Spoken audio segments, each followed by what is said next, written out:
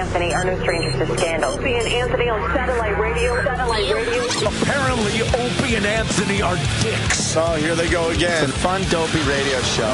Not just any radio show. A radio show that inspires beyond your wildest dreams. The show was a lot funnier on NEW. The show's hosts, Anthony Camilla and Greg Opie Hughes. Controversial team. 6 years without getting fired, a new record for us.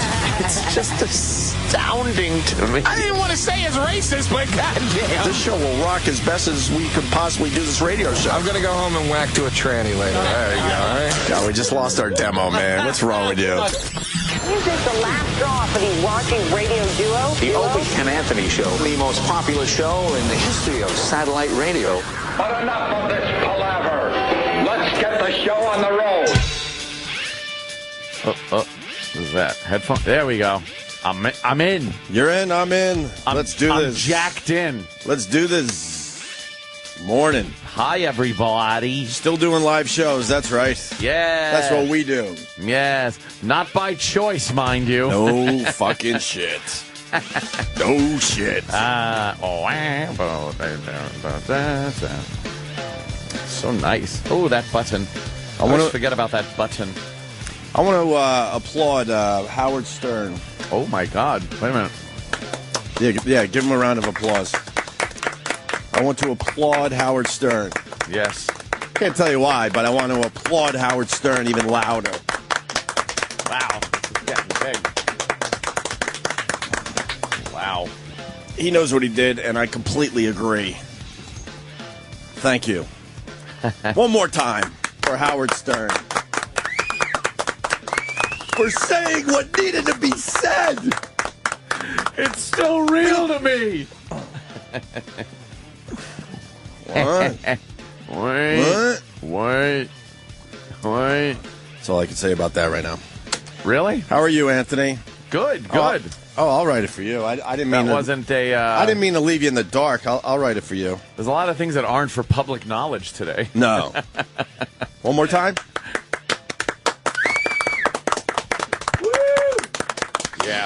Yeah. Okay, let's see. I love the little squeak of a Sharpie pen on paper.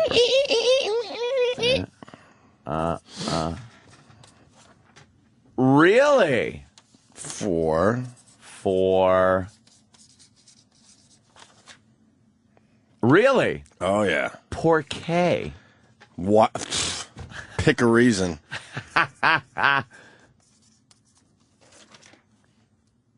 Wow, I'm going to have to research that. Yeah. What was it just like stuff we know? Was it everything? Was there one major thing? Oh, yeah. Well, okay, a little more writing. I love the writing.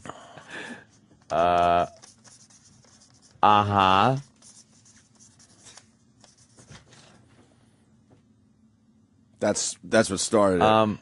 I don't see that last word. I can't get that. The P word. McCartney. Oh.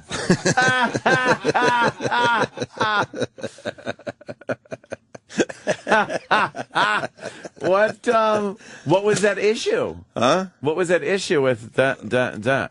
I love this.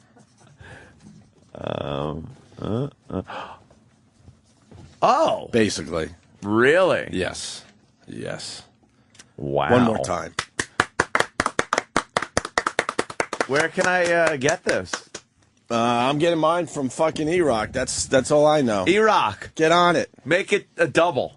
Make it a double and make it snappy. Because I want one of those too. Hey, I was checking my Twitter on the way in. And I'm getting a lot of tweets from people driving from all over the fucking country to do this poker tournament. It's huge. Matter of fact, I think we got somebody on the line in the middle of their drive.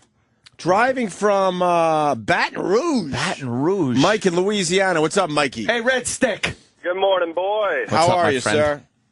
Doing good. We're going through Virginia at the moment. We are on our first and maybe only O&A road trip, but we decided yesterday about 1:30 Wow. It would be a good time. I don't play poker myself. I'm the alcoholic friend who was promised booze to make the trip. There's always one. I know that position. I used to make those deals. Yes. God, I remember those days. And he's got the gambling problem, so we got it set, the positions for this. Okay. That is great. For making the trip, is there any chance we get... What is the deal with the fans? Do we get to meet the players, or... Well, of course. I am completely accessible when I'm not in my luxury suite. Now, this is going to be an area just to hang out as everyone's playing poker, I'm sure. It'll be a nice big poker area, and you can check out the action. Then people will be walking around Foxwoods, before, during, and after the poker tournament. Yeah, here's the deal. There's still special room rates available. There's still a limited number of spots to get into the game. Just go to foxwoods.com or call 1-800-FOXWOODS. You go to the website, you put my name in the search, Anthony, all in lowercase, and you can enter that way. And it's going to be a poker game, but look at it this way, too. We're all in a casino, and we're all degenerates. Jimmy's going to be there. Patrice is going to be there, too. And it's going to be one of those things, even if you get knocked out of the poker game, I mean, we're all one big happy, dopey, dysfunctional family, so we're going to be hanging out in the bars, drinking, maybe just drag a bunch of people up to the room for free booze and hanging out and just having fun. That's what it's going to be. This is going to turn into something bigger than this poker game. Believe me. It's going to be a hell of a weekend for everyone. Yeah, it really is going to be a hell of a weekend, man. I can't wait. All right, boys. Y'all have a good show. Drive safely now. Enjoy the ride. Let us know what's going on. Well, where are you right now if you start in Baton Rouge? We are. What part of Virginia we in? We just went through Harrisonburg. So I guess we got about, I'm looking at, we have 472 more miles to go. 472 miles? Do it up, my friend. Pedal to the metal and keep her between the ditches, good buddy. Yeah, don't worry. You're not going to hit any rush hour traffic between where you're at and Foxwoods. Yeah, don't worry. DC's not even a problem. Yeah, don't worry about all the people on the highway trying to exit to get to a mall today. Friday, going through DC is not a problem. And snow. We're used to driving in distance south of Louisiana. And Jersey's never a problem never. driving toward the city Friday. You're going to be fine. You'll be okay. And then once you even pass the city, 95. That's clear sailing. It's smooth sailing. Smooth sailing right to the casino. Right to the front door of the casino. You should be there by 9 o'clock. Just because it was you're going to have a lot of hours to kill. Wednesday. Yeah. So you're 472 miles away. You got to keep calling in and tell us your progress, okay? Yes, please. This show has just become all about Mike in Baton Rouge trying to make it to the Foxwoods Poker Tournament. Mike, he's going to make it. This is like get him to the Greek with a worse storyline with that douchebag Russell Brand. I hope he goes all in firsthand and he's out. That would suck for him. Yeah, but not for him. This guy is the alcoholic friend. He's just the alcoholic friend. Right. The alcoholic friend will be just fine. Make sure you pop by and introduce yourself as Mike, the alcoholic friend from Baton Rouge, and sure, we'll have a drink together, my friend. I think you should stop by our studio, man. You're making such great time. Pull up to the building. We'll bring you right up. You could be on the Ron and Fez replay. Hey, you got any road sodas? Ooh. Remember when they were called road sodas? Road sodas. I'm only 26, Oaks. I'm kind of dating yourself on that one. All right. What is it called now? It's called having beer in the car while you drive. You guys uncreative douchebags. All right, Mikey, enjoy the trip. All right. Let's say hi to Garth in Indiana. Garth. Morning, boys. Morning, Garth. Hey, Hope, you're killing me with the radio charades here. Oh, right. What, for Howie? Yeah. Howard Stern. Do you agree with what I'm saying? Wholeheartedly and 100%. The man deserves applause. And this isn't sarcasm, by the way. I swear to you, this isn't, because some people would be like, oh, what did he do that they're No sarcasm at all. It is legitimate applause. It's too bad it's too bad we don't get along, because, man, are we similar. We could now sit down and probably have a 5-hour conversation. Oh, yeah. Patting each other on the back, high-fiving, and just agreeing with everything as Danny, far as this goes. Could you destroy this and give me a new one sheet? Well, I don't want any evidence of what I just first, wrote. let Jimmy see it. I didn't read it. I'll never tell a soul. First, let Jimmy So see it. you won't be cluing us in on This is any what other he did. medium? Oh, sure, I will. I will. Not through Twitter. Not through Twitter because they watch me closely on Twitter. Howard. We'll give out little pieces. And then it was because of That's what started it. That's what started it.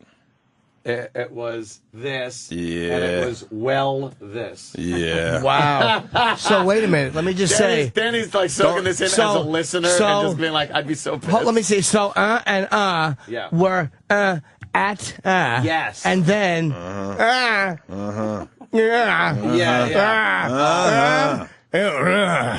And it was and Iraq is getting us that so we can enjoy it. At a later day. Opie's got one coming. I got one coming. And if you want one, was it? What? Yeah. Oh, okay. Yeah. It was. Yeah. Oh yeah. Please So Iraq, make that 3. we're looking at 3. Make it 3. And make it Okay. snap it. Oh boy, the listeners are furious. Yeah, but we answered just Don't be about mad. everything. Yeah, don't worry. In We answered time, just you'll get about to know. everything. Come on, it'll be on WikiLeaks. That's right. It's part of the WikiLeaks. Julius Assange. Julius Assange will put it out on WikiLeaks. All right, so the poker tournament is happening. We got Mike from Baton Rouge on his way, which is very good news. Oh, the Parrot singing "Let the Bodies Hit the Floor." It's good. It's weird. It's so many creepy. fucking people tweeted It's so this creepy, yesterday, man. and I didn't get it. It's a strange thing. What is it? Wait. I was out of touch yesterday. I had way too much shit going on, but Ooh. yeah, I got to fucking Literally? I got to go to a wake for a really good friend. Who died? My brother's best friend, Gavin. Oh, so you knew him obviously your whole life. We all knew him. I remember Wow. him. He was Really a fucking well. cool guy. I used to hang out with him down F.H. Riley's, drink some beers. You probably met him because he was. Yeah. He cooked us the food at Jones Beach when we were doing the comedy show. He was like the short, kind of redheaded guy, pudgy redheaded guy. Just the greatest guy in the world. Nice guy. And he's gone at 41. I got to go. Wow. I got to go to a wake. Yeah, It's horrible. balls. He was basically part of our family. I've known him since I was 5. What do you have? Cancer? That's he was a diabetic. Oh, so okay. I don't really have all the details. Fucking young, man. Diabetes. But Watch that shit. It's so depressing when people in your own age group start dying of stuff, and you have to start thinking like, "Wow, that person was really young." It yeah, it's stinks. just horrible. I don't want to bring everyone down, but that's what I got to go do that today. And I was dealing with some other shit yesterday. The Parrot, though.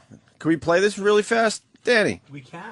Supposedly the Parrot doing when the bodies hit the floor. Let the bodies hit the floor. A parrot? I almost bailed on it because at first I was like, but then I listened to the whole clip and I was like, that's kind of really creepy. And Parrots I don't like are very weird when they talk. It's just the oddest thing to look at, a bird saying human words, and it is just creepy. Right. Because they obviously don't have like mouths and lips, so they can't articulate like a human. They just open their beak a little and words spill out in weird, like, muffly But they're just fashion. They just mimic though. They mimic sounds like they can mimic. Like they have in the no wild, I think it's other birds. Right, they right. can mimic other birds. But they have no idea what they're saying, obviously. No. But it's still creepy when human words come out of a fucking parrot. But they seem to know like when to say certain words based on your keywords. Right. Like they'll be like, what does the dog say? And they'll go, woof, woof. Yeah, So he it's knows just weird. like what you're asking him to do. Which parrot is it? The gray parrot? I think. In the video, or I think that it's what parrot talks the best. I think they all do. I think there's some other types of birds besides parrots that can talk too. Minor birds. Yeah. And even parakeets have been known, but it's very hard, very rare. I think Quakers can be taught to say stuff too. Really? I think so. I like minor birds because they look cool. They're black and they got that orange on the side of their head and they talk. I remember one at a bar in California when I used to live out there, and it was a golf course bar, and he just used to say golf things. Oh, that's pretty Except cool. for like pretty bird, he'd be like, "Take a mulligan, Really? take a mulligan, birdie, birdie," and he would just What sick fuck whipped the bird until it spoke properly for the people at the golf course? I know the golf course. What kind of torture did they put the bird through? It was great For everyone else's enjoyment. Well, here we go. What kind of bird was it? Cockatoos. They talk also, like Fred from Beretta. Here's the parrot. A lot of people talking about this today.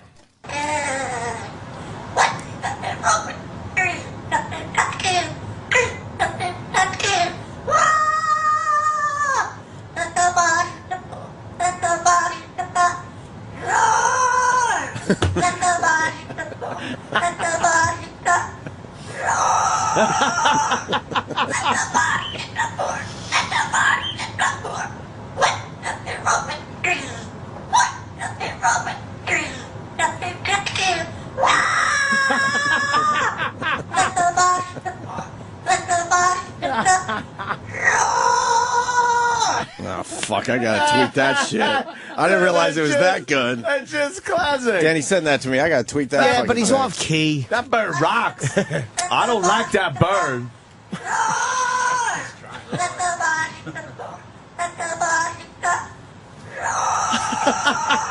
He sounds like a child. Yeah.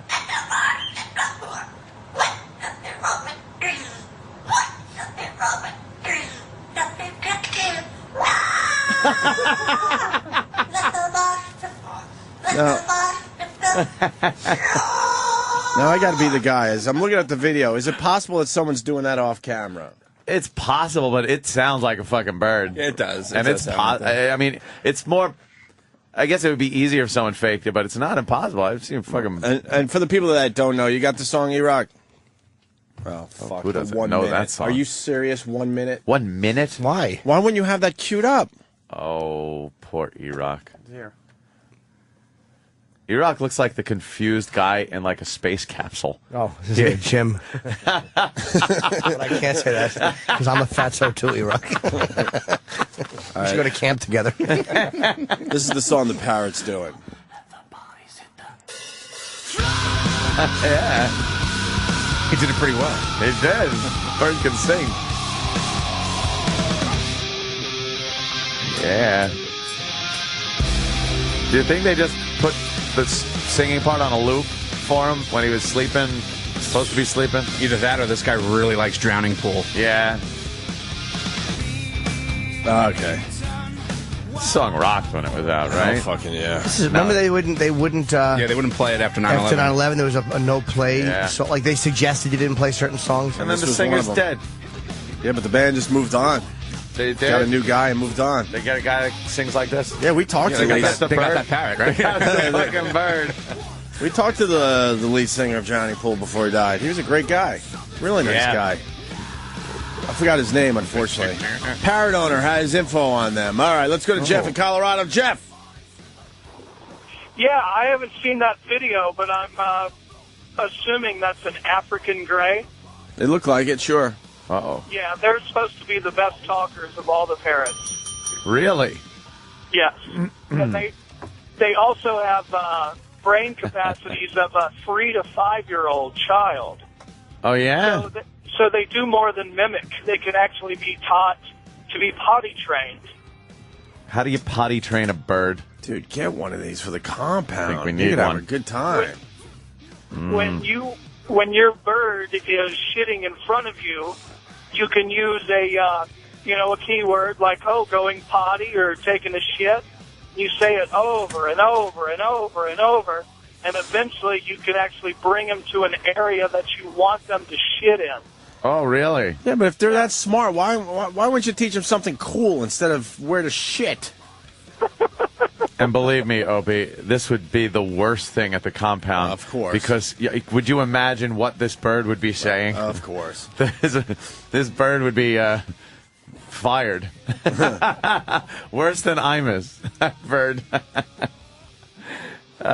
Just blurting out racial epithets. It'd be fantastic. I'd bring him in the truck with me so he could yell at cabbies. It would be a good thing to have. My racist African gray. So YouTube does have these. Oh no! Guy doesn't know how to edit. It's a 10-minute video. Jesus. I wouldn't sit through 10 minutes of anything. What did you say? I'm sorry. You said fucking asshole. Wait, hang on. I'm gonna go back. You know what? Could someone listen? Fucking asshole. Someone should listen to the 10-minute fucking and just piece. cut out the good stuff. Yeah, get all the good shit. stuff. Get all the good shit from my racist African Gray. We're obsessed with the African Gray, so if someone could look at other videos and give us the best African Grays on the internet today. That's a good one. In honor of the Parrot singing Let the Bodies Hit the Floor. Yeah. So it's over for Larry King, and no one watched. Did you watch? No. And believe me, I am a fan of his work. You know, at the end of his run, we had more listeners than he had viewers. Yeah. That's pretty sad. It's pretty sad. They had like a dramatic ending also. I saw the clip. I didn't see that. They had a dramatic ending. With a hearse? Good morning, everyone. I'm Anthony. Okay, when he said goodbye finally, or whatever he said, I guess we got it on tape. I'm not going to ruin the big reveal. But they just dimmed the light and had one single light on his microphone on the desk. Man.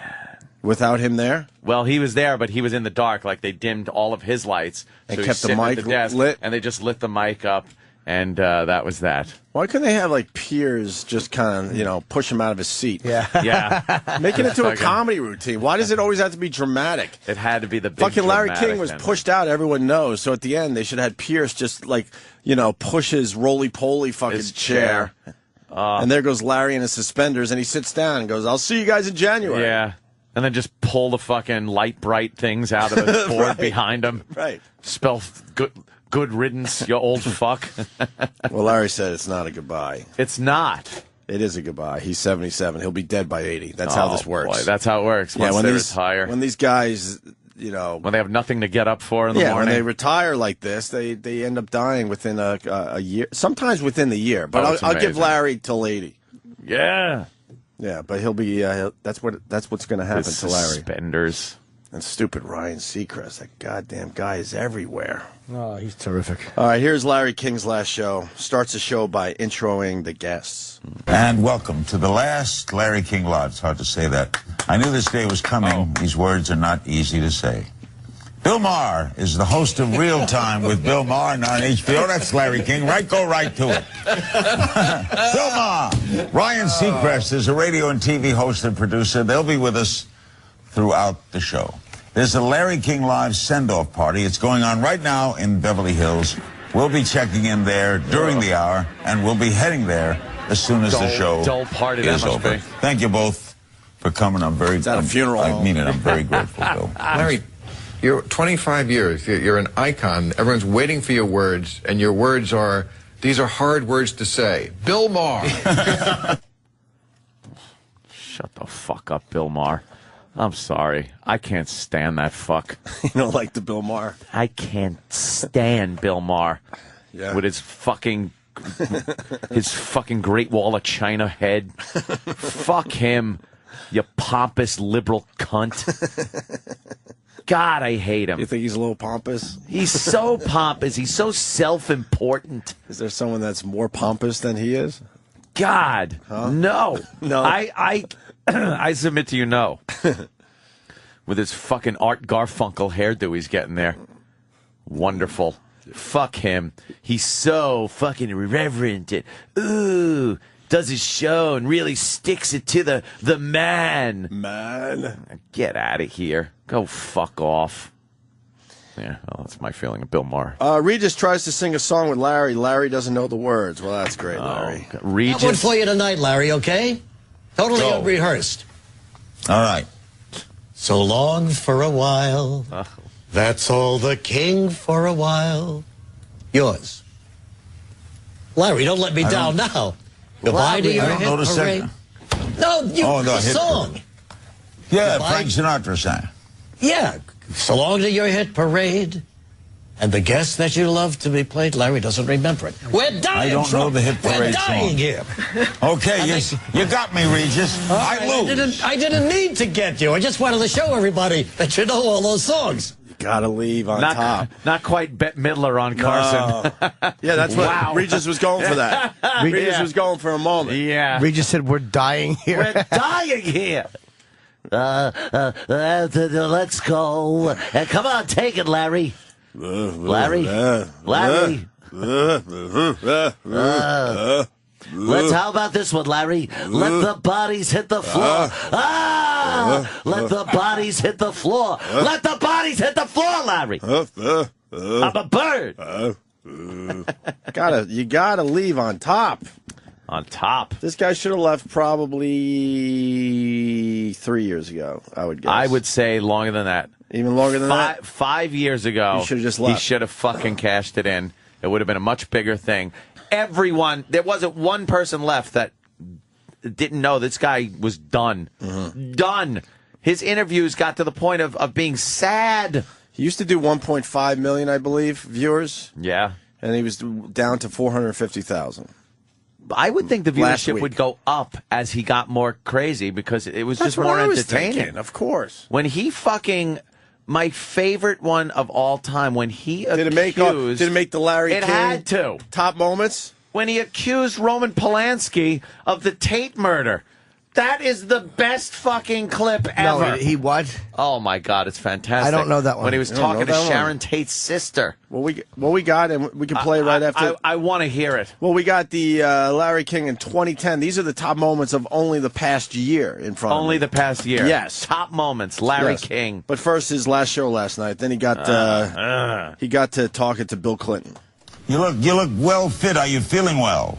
I feel great. I've been traveling quite a bit, but as you pointed out, I just got back from Haiti and from the day before in the Dominican Republic, but I'm encouraged by some of what I saw there, and I'm kind of like you. I have to keep working at Oops. I don't know if it keeps me young, but at least it keeps me out of the grave, so I feel good about it. And I'm See, pretty much said, well, we you're just dead. Said. Bill Clinton knows. As soon as you stop working, usually you die soon after that. You got to do something. That's why Bill Clinton's fucking winging around the world and doing press conferences for Obama. Right. Which was hysterical, by the way. It's I love how Obama just left the podium. My wife is expecting me, and I must leave.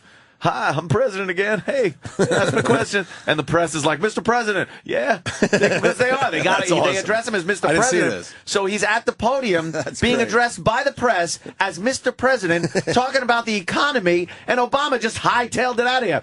Whoa! He left because his wife was expecting him. Excuse me, we're in a fucking economic downfall here. And he just actually, and something. When was this, by the way? A couple weeks ago. A couple weeks ago, maybe a week. It was embarrassing for the president. I felt better, not as a racist, but just as an American. I felt better seeing Clinton up there taking questions from the press about the economy than I ever would Obama. Because Clinton's, at least you look at like the old say, he's been there. It was 8 years of presidency. He's had time to reflect. I'm gonna hear this. Bad audio, but here's what I'll say is I've been keeping the First Lady waiting for about half an hour, so I'm going to take off. But, I don't want to make her mad. Please go. You're in good hands, and Hibbs will call last question. Look at this. He leaves, Thank you. and now watch. Yeah, go ahead. Mr. President. All of a sudden, I thought I was back in the fucking 90s. And look, he leans over. Oh, he's Bill Clinton president. Right. He just became president He again. looks so presidential. The entrepreneurs that they want to be. This is something that Mr. President. It's great. all along. What's the next step? Well, first of all, let me just run through the numbers again. Oh my God! Fucking Obama abandoned the podium and put Clinton there. Why wasn't this It's everywhere? Classic. I didn't. I saw the second I saw this, I thought it was And why gold. aren't people? Gold, Jerry. Why aren't people goofing on it? It's great. Because the liberal fucking media would not push this to the point where you see Obama abandoning his post. He abandoned his post. Why can't they just have fun with this shit? Because his wife wanted him? Sorry, the country's a little more important. He's the fucking president. Honestly, I don't even give a shit that Obama left. I think it's hilarious that he left, and then all of a sudden they say, He Mr. stepped right President, in. there's Mr. Bill President. Clinton Mr. looking like he's President. the president. Let's go over some of the numbers. How old is Clinton Someone now? had a goof on that. How old is he? Wow, I have no idea. Could he run again? He won't, but could he? I don't think he could. I think 2 terms is Oh, it. you're not I allowed don't to even run think again? you could skip a term and then... Why? Bloomberg did it. Well, Make up your own rules. State law is a little different. Yeah, make up your own rules. I don't think he would want the job. I bet you there's a way he could do it. Maybe. How about his vice president? Yeah, can he be vice president, and then the president unfortunately dies, and then they move him up? I don't think he could do that either. He can't even be vice president. I don't think so. What about Secretary of State? What about the Speaker of the House? Well, you could probably do things like that, but maybe if you're in succession for the president, you can't. What do you? Iraq knows?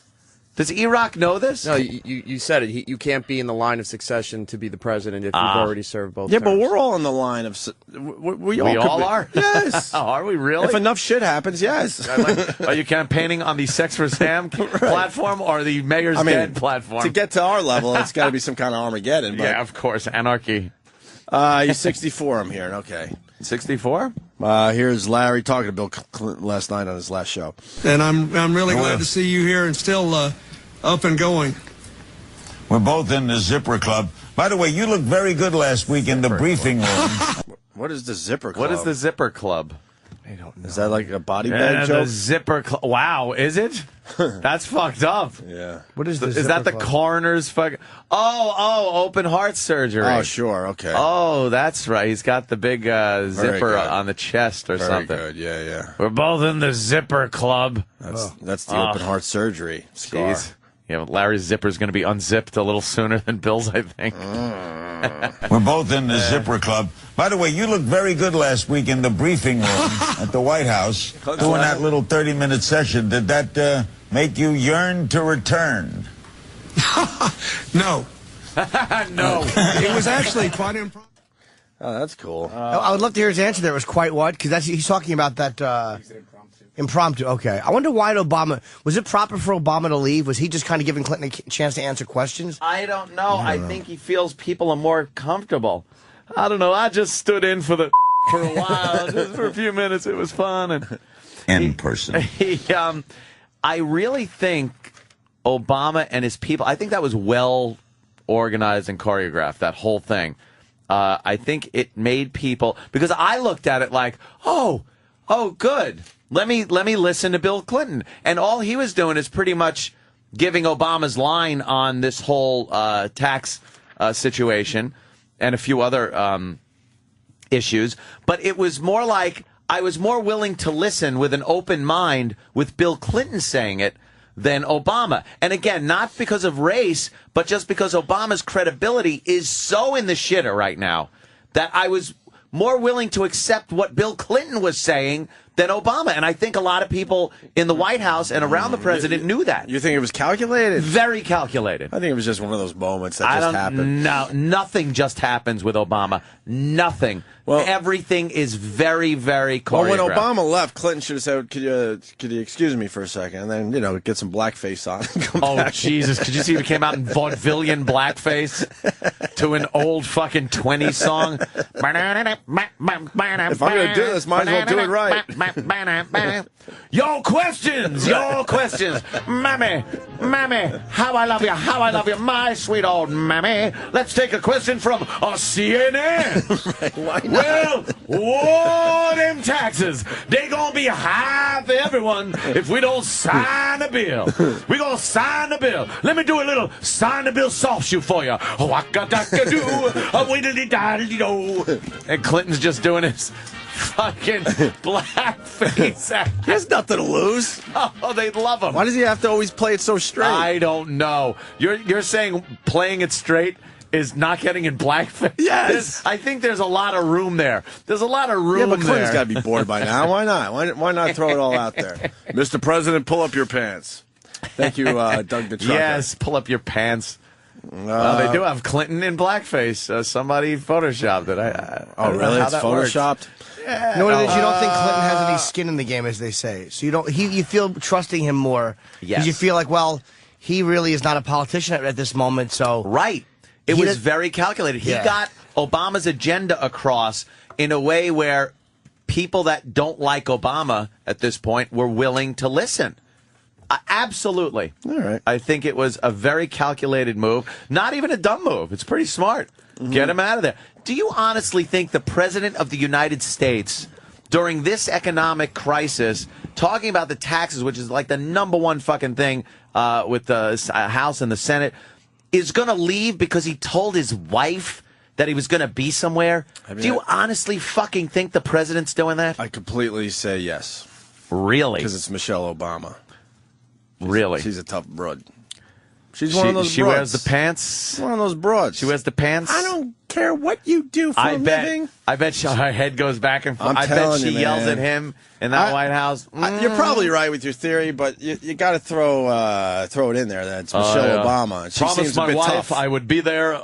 She's waiting for me. I'm waiting for you, motherfucker. I bet you there's some tough talk from her Yeah. behind closed doors. Yeah. Yeah. Oof. I bet the Secret Service have great stories. Oh, fuck, can you I cannot imagine? wait to hear some About of the those arguments, stories. you when mean? they come. Yeah, Imagine. yeah.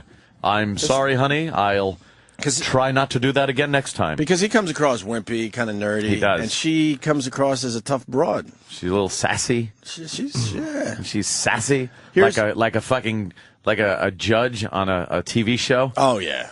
That are all black women and sassy. She certainly could be that person. You sit down, honey child. I didn't ask you no question. Mm-hmm. Absolutely. It's like, how did you get through law school? A producer makes Larry explain what the Zipper Club is. Ah.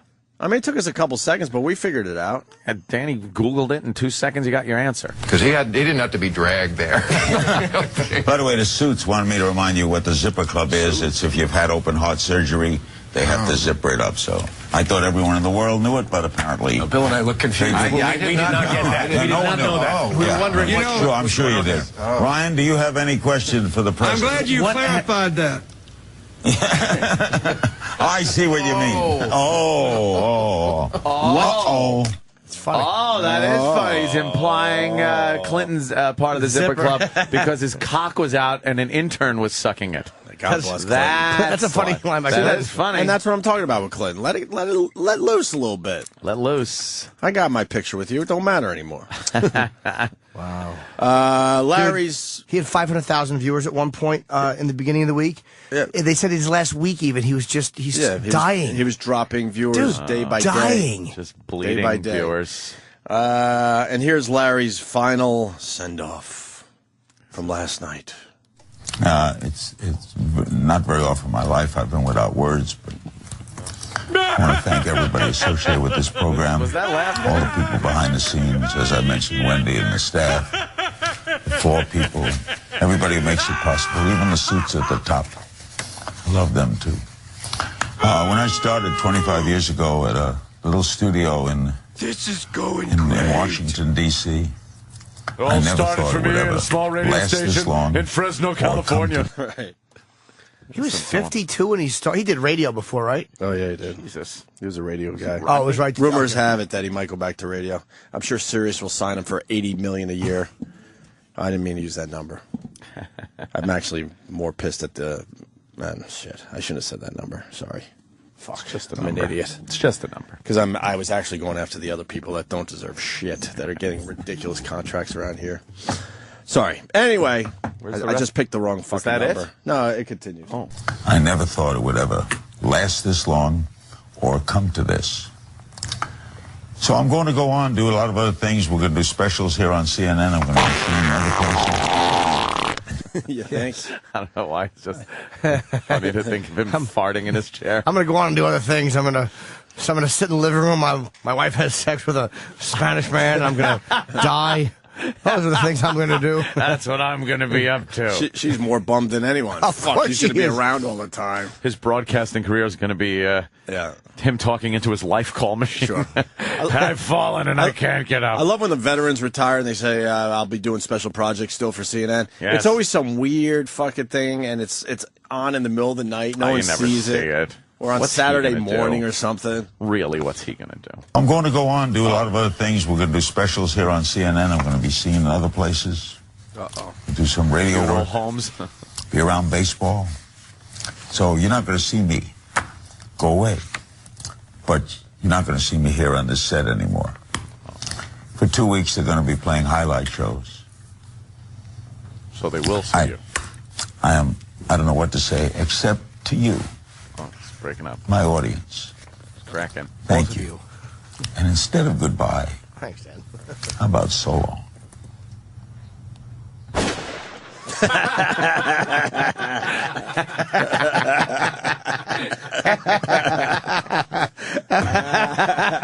God, was I waiting for that? That was a damn good one. Worked away. That's hilarious, man. So long, funny man. There goes Larry. Out the door. See you later. He had some amazing moments. His Brando interview, if you watch that, Brando was such a tough guy to interview. Kissing. Dude, he had an amazing interview with Marlon Brando. Unfortunately, stayed too long, man. Larry was the guy. He did. People would bow to Larry King and how he did his interviews. That's where you went. He stayed around way too long. If you wanted to be on the news, you wanted your point to get across, you wanted a product to plug, you went on Larry King. Well, this is what we're going to do now. We might as well keep this going. Oh, we might as well. We got the top Larry King moments of the past year. Not of all time. This is just the year. This will be proof positive that he stayed way too long. Yeah. But it'll also add to the mystery of why he didn't have more viewers when he's doing shit like this, because I'm captivated by Larry's bumbling and stuttering. Somebody should hire Larry and make believe, like, no, man, Larry, we still think you really got it. Larry, you got it. And just throw him on TV as a mess like he is. You'll see me on, I'll be doing a live from the compound at Anthony's house. You should hire him. I'll hire him to just do a show You're from not my allowed basement. to use your shit. You might as well let Larry Imagine use your shit. Going down into the basement and just feeding Larry. Right. He just stays in the studio. I would hire him. How about PFG TV with Scorch? Scorch and Larry King. I'm here with Larry King. We're getting some more places. I think Honolulu just picked us up. Here's Scorch. From the past year, the sixth top moment. Larry and Willie Nelson. Let's sing one. Oh, no. Let's you and I do one. Want to do one? Yeah, let's do it. Want to do Blue Skies? Yeah, we could do Blue Skies. Okay. Want me to start? Yeah. Blue skies smiling at me. Nothing but blue skies do I see. Bluebirds singing a song. Nothing but bluebirds from now on. Never saw the sun shining so bright. Never saw things going so right. Working in the day, worry at night. When you're in love, my how it flies. Blue skies, blue days, all of them gone. Nothing but blue skies from now on. Holy shit, was that awful. But it's like, who wants to watch that shit? It's like you want to watch someone... That's maudlin. With all of these news shows that get every bit of information. Yeah. I think people are fucking tired of softball interviews. Nobody wants to see his softball interviews. Well, obviously. Piers is going to be an asshole on that show.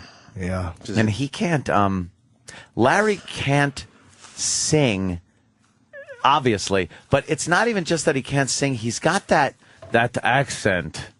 Where is it? Blue skies, the smiling at me. It's like a Borscht Belt comic. Yeah, that's kind of accent. Is it a Jewish dialect sure kind of a thing that he's got there? A little bit. You know what kills me, and I don't know if this is a local spot. It's for what's his name, Lerner. David Lerner. David Lerner. Now he's take a tip from Poppy. Take a tip from Poppy. He's that guy. Have you heard the commercial now where he does Shakespeare? Dude, I can't take it. Can we find that?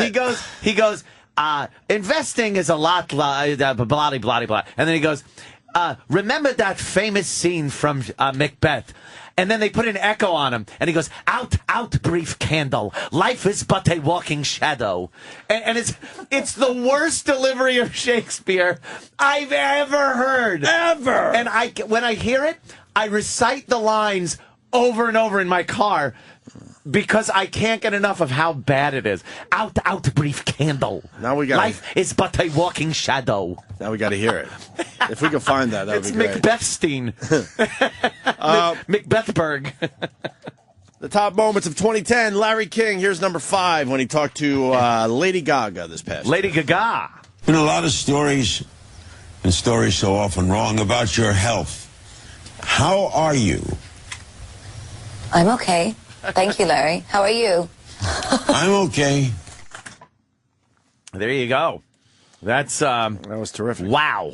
What a thrilling moment that was. Sure. We move on. Well, Larry plays the Seinfeld reunion a year after it happened. Oh, God, that's great. The cast of Seinfeld recently reunited on Curb Your Enthusiasm. Let's take a look at some behind-the-scenes footage as they all walk onto the set. It was a year ago. Yeah, once again, let's watch. Let's go back in time. All right. Jerry, it was a year ago. It was a year ago. Let's go back. All right. I think Jerry Seinfeld was the only one that called him out on his shit. Yes, he was. I think he was Jerry the only one. Would beat the shit out of Larry. We could replay the whole Seinfeld interview. It's hysterical. Because do you don't know this, Larry? Because do you know who I am? You don't know this? Show was canceled. It was #1. Do you know who I am? You don't know this? Just so annoying. Look at Tommy. Oh, you missed Tommy Lee teaching him how to play drums. Oh, God. What is Who's that? One of his roids. Yeah, no, they're showing highlights everywhere. Samurai sword fighting and the hell? Heather Was it Mills' prosthetic? leg. That was Heather Mills. Number 3 moment of the past year, Larry calls Ringo Starr. Well, let me just play Lady this. Gaga looks like Marilyn Manson. And what a story. Where were you when John passed? When John passed, I was in Sussex, at my home in Sussex.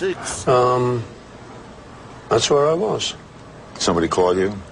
Yeah, my manager at the time called me. Somebody called you? Did someone call you? What do you think? No.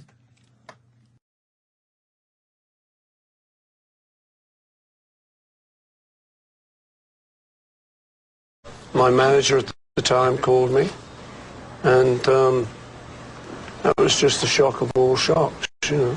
George, where were you?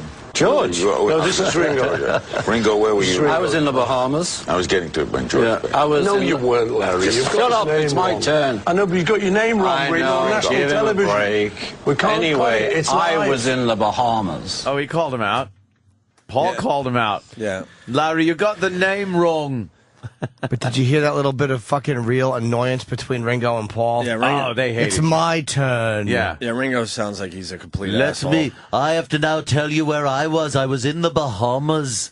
Doing what? Playing a fucking casino? And what Paul McCartney should have said. What were you doing? Paul McCartney should have said, "Look, Ringo, when you left the fucking studio, I redid all your drum parts." But go ahead. Yeah. Why don't you tell Larry where you were when Lennon died? Did he really do that? There's rumors. Wow. There's rumors that Ringo wasn't the best drummer. He really wasn't. Where were you? I mean, that part is not the rumor. Everyone knows he was not the best drummer. When you heard Ringo's career died, Paul, where were you? Look at who the Pope's being entertained by. Sorry to interrupt, Jan. It's they just happen to show it.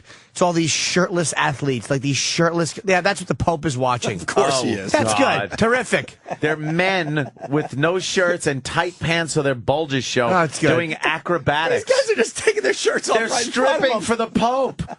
Holy shit, the Catholic religion is What just the fuck is he doing? He's enjoying his There's life. a guy breakdancing in front of the old Pope. Look at his eyes. No, that's the same Pope, bro. Yeah, no, they just showed Pope John Paul. Oh, for we a got John second. Paul? Yeah, they went to the. I guess they're showing. Oh my God, this is hilarious. Look at Good. how did he resist just not getting up and Are a they? little squeeze? Is Morning Joe laughing about it? Hopefully. I'm sure they are. All right, Jesus, you can't let that pass. Because the Catholic Church is fair game, but please don't mention the Muslims on that fucking Morning Joe show. Fuck him. Fuck MSNBC. Why are you saying I fuck agree. Morning Joe now? Because they'll goof on. They'll do that. They'll fucking play the Pope being entertained by shirtless men, which is odd. Believe me, I'm not fucking defending. I don't know what that was. I'll find out. Hot. It was very hot. You see the bulges in their pants? How do you not? With the way their asses are like little shelves? Oh, my God. The muscles, Yeah. shirtless in front of the Pope. Smooth abs. I mean, so they could start laughing about that, which they were. But God forbid they cannot show some kind of Muslim thing and then make fun of that. Yep. Oh, But perish the thought. Muslims aren't getting topless and doing. Well, show the whipping. Show the fucking They show the whipping of that whipping. woman and then but laugh about it. Just like that's a part of their religion. So you're saying just laugh So at you're it. saying only Fox News does it, right? No, because even they don't fucking show it and laugh. They're all petrified of the Muslims. At least say that. Everyone's petrified of the Muslims. Fuck them. Just say they suck across the board for the most part. Fox is just a little less lenient on Islam than the other networks. The other ones just kowtow to him. It's pathetic to watch. Yeah, Fox is more likely to at least, I think, address the stuff, certain things with Islam. Yeah.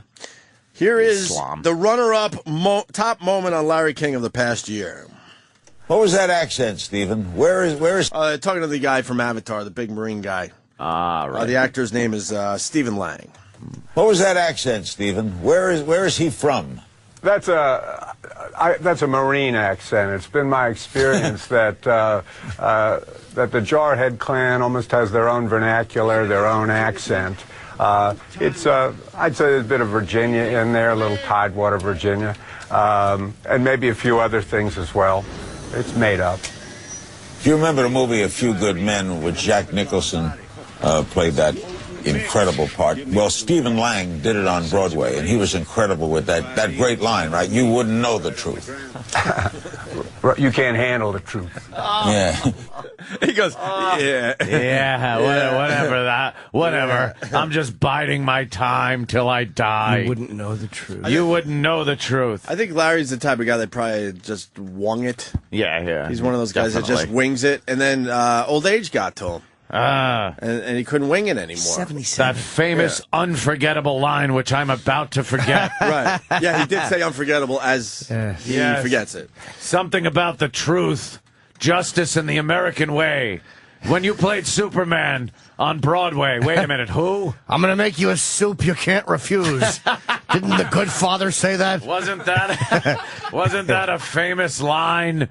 What was some of the other famous lines? Keep your friends close. And your friends close. Isn't that what they said in The Good Father, too? I believe that was one of the famous lines. Frankly, my dear, I don't understand. Isn't that what they said? I just don't care. Frankly, my dear, I need some garlic. And Welch's grape juice. Frankly, my audience, where are you? Because you're leaving rapidly. Oh, he's a boob. Oh, he's just an idiot. I could have been somebody instead of a doddering fool, which is what I am.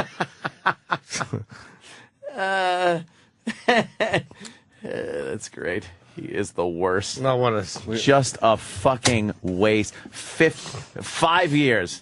5 years too long. Definitely. But we only started noticing a few years back. Yeah. Although at the end, the Motley Crue, when was that? The Motley Crue. 4 years ago, maybe? 5 years ago? I bet you it was longer than that. We were on XM, though, I think. It was. We were? Yeah. That was definitely Because I think that was the moment we said, uh-oh, what's going on here? E-Rock thinks 5 years ago. I think 5 years ago? Okay. Here's the top moment of 2010 on Larry King. Joining Lawrence Silver with us now is Deborah Tate, Roman Polanski's former sister-in-law, the sister of the late Sharon Tate. On a personal note, I knew Sharon Tate, had interviewed her a couple of months before a tragic murder. What do you want to see happen? I would like to see this whole thing go away. I think that there's been a lot of time that has passed, and we need to bring it to an end. You ever talked to Roman Polanski? I have. Well, how can you have a civil conversation with someone who so brutally murdered your sister? Roman didn't murder my sister. No, I mean, well, I'm sorry, but the fact that he would have this terrible thing happen to him after the death of your sister to once again focus you into the public light. That's what I meant. No, it isn't. I don't have any problems with Roman whatsoever. Oh, my God. What a dummy. Wow.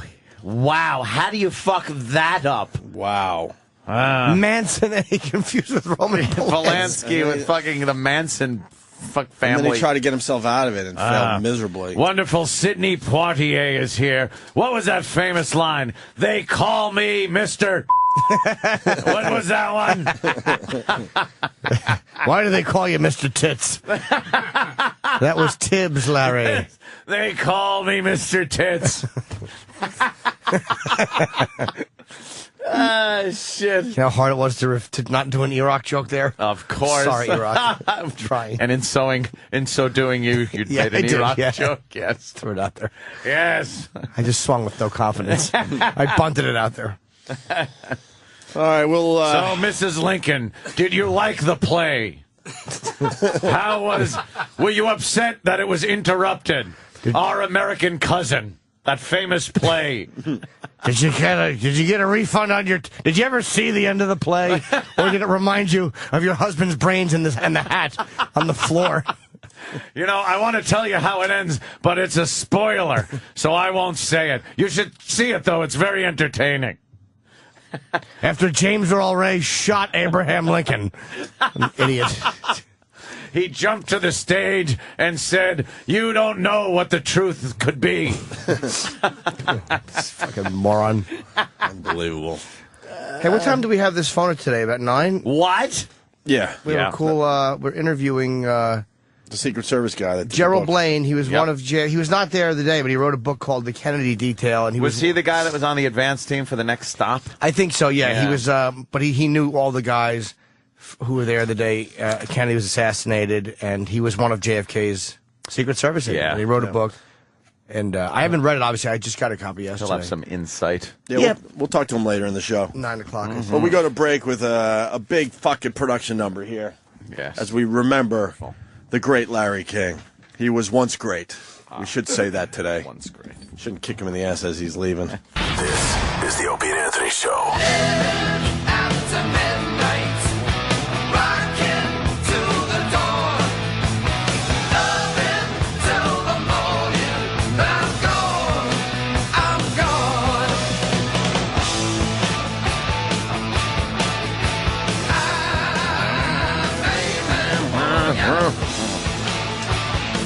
Okay, faggot, what's next? Who knew? We didn't know. Fuck, it's Friday. I say TGIF. My kid met Santa Claus last night. What? For the first time, I would gather. At the Walt Whitman Mall. The Walt Whitman Mall? Going You local. were out on Long Island, weren't you? Did a little shopping at the Walt Whitman Mall. Wow, that place is still there? Yeah, it is. I remember going there as a little kid. Mommy would take me shopping, and it would kill me because right before we were ready to leave, the door was right in sight, and she'd be like, "Oh," and veer off into another woman's clothing thing, and I'd be like, "Ah!" That's what my girl did yesterday. Like, let's get out of here. You see that light at the end of the tunnel? Because shopping with like your mom when you're a kid is horrifying. It's just horrible. It's so ultra boring, and they drag you around. And then you see, like, all right, we're going. And you see the big fucking doors, Walt Whitman Mall. And you're like, oh, I'm going. And then she goes, oh, and sees a dress in Macy's or something. Yep. And now you're just stuck again. It's terrorist tactics. Yeah. You go home today. Yeah. You go home today. They give you your clothes back, and then they drive you around in a circle and bring you right back to where you were. Mom did that in the mall. So, kids saw Sandy? Yeah. I got sidetracked by another horrible childhood memory. I'm terrible with those. Did he cry or did he like it? Nah, my kid didn't cry. He wasn't one of those crying fucking Really? shitheads. Was he looking with wonder at Santa? Not really. Did he know he was there? Yeah, he was. He knew that something was going on. Something was up. He's 7 months old now. Danny's bringing up all these Santa pictures. The Santa pictures, the classic Santa frightens pictures. Kids. It's my favorite thing about the holidays. Like, aside presents and lights and snow and all that shit, it's everyone posts the kid crying, screaming, like just in utter fear of Santa Claus, and I love it. That kid, this picture is one of the best I've ever seen. He's crying. He's got the look of terror in his face, and his hands are reaching out like, please take me away from this thing. This animal. Santa is a scary dude. They have a good Santa at the Walt Whitman Mall. Yeah. But the guy has no fucking personality whatsoever and could give a shit he was Really? there. Yeah, he's one of those guys. I'm like, you know what? Just clocking in. There's a fucking moment for us, so could you play it up a little bit, asshole? Help us out. He just sat there, like, just staring, like, It's so weird. Like, when you're growing up, you know, you hear from the time that you're like 3, don't talk to strangers, don't talk to strangers, don't talk to strangers. And then they sit you on a stranger's lap. Right. And then they make you tell them, like, what you want and... I always shit thought that like was the strangest thing. Like, I'm not supposed to talk, but you want me to, like, physically, like, put my ass on this guy's crotch. Only once a year you can be And I molested. think if you're a mall Santa Claus, I think you're a little creepy. I think you got to be a little creepy. I don't think man. there's ever been a question about creepy mall Santas. Yeah. Yeah. I was watching his hands the whole time. Because yeah? I would knock out a Santa Claus in a second. Would you? Oh, fuck yeah. Clock a Santa right in his Oh, face? hell yeah, I would. But he could give a shit. He could give a shit. Do you know? So maybe I'm ruining his business. Maybe you shouldn't go to the Santa Claus at the Walt Whitman Mall. That's why you never know when me and Ann or Jimmy are out and about. We could fuck up your whole business because you don't do the right thing. Yeah, look, now people aren't going to want to go unless they would like a strictly business Santa. He was just staring off into the distance like, when's 5 o'clock? I had to play a Santa recently, which will be aired next week. Oh my God, and Jimmy! It was really? kids coming in and doing the whole thing, and we needed an infant, like for one of the moments, but the kid kept crying. So I don't know. We might not have to be able to do that one. You should have called me. We would have jetted out to L.A. My kid doesn't cry in these moments. He doesn't cry. He's cool. Merry Christmas! That's what you did? Oh, that's one of your lines? That's good. A bunch of them. I thought you were Santa. I was. A second. That's great. Is this funny? Because I see the video. Always Sunny in Philadelphia. It's one of the greatest shows ever. I'm behind, though. I'm only on season 4. Yeah, well, you might want to stay there.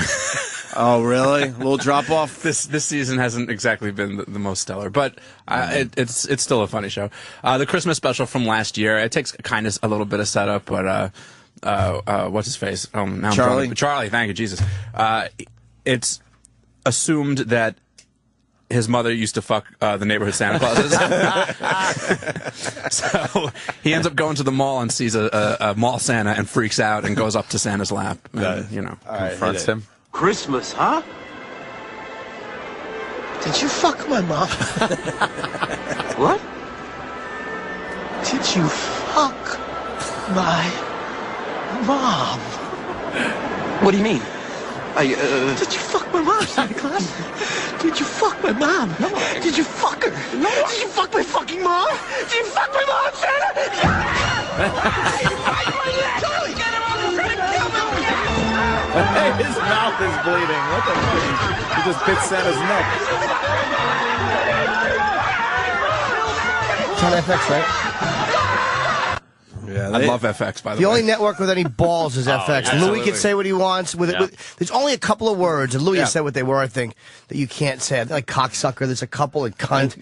But they're great, man. And Always Sunny takes on every topic. I think every topic. They've done the Muslim thing. They've done them all. Yeah. And they're not PC. They'll say retards and all that stuff. Yeah, it's nice. And it's just nice to see on basic cable, someone able to say something like, Santa Claus, did you fuck my mom, Santa Claus, and then have his throat bitten out pretty much.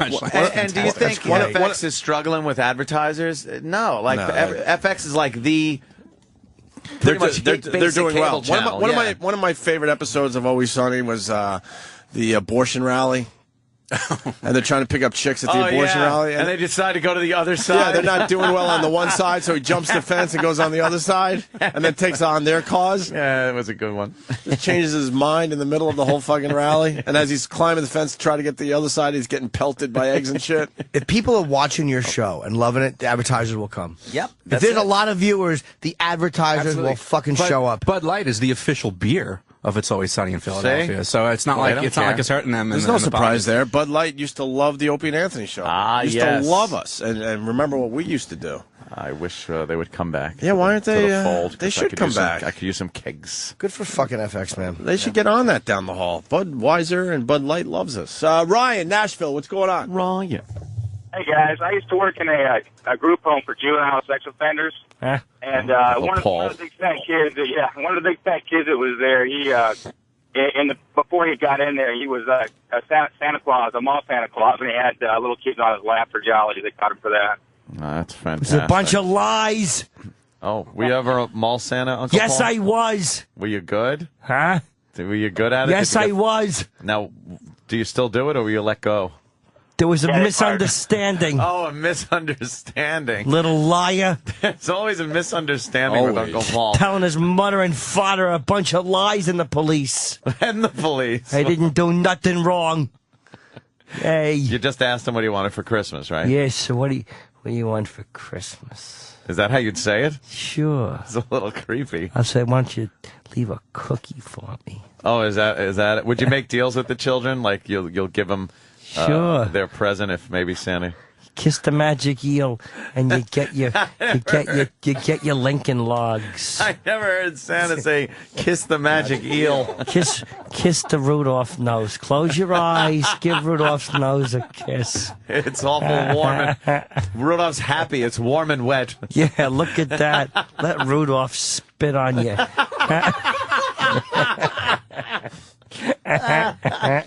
You get exactly what you want.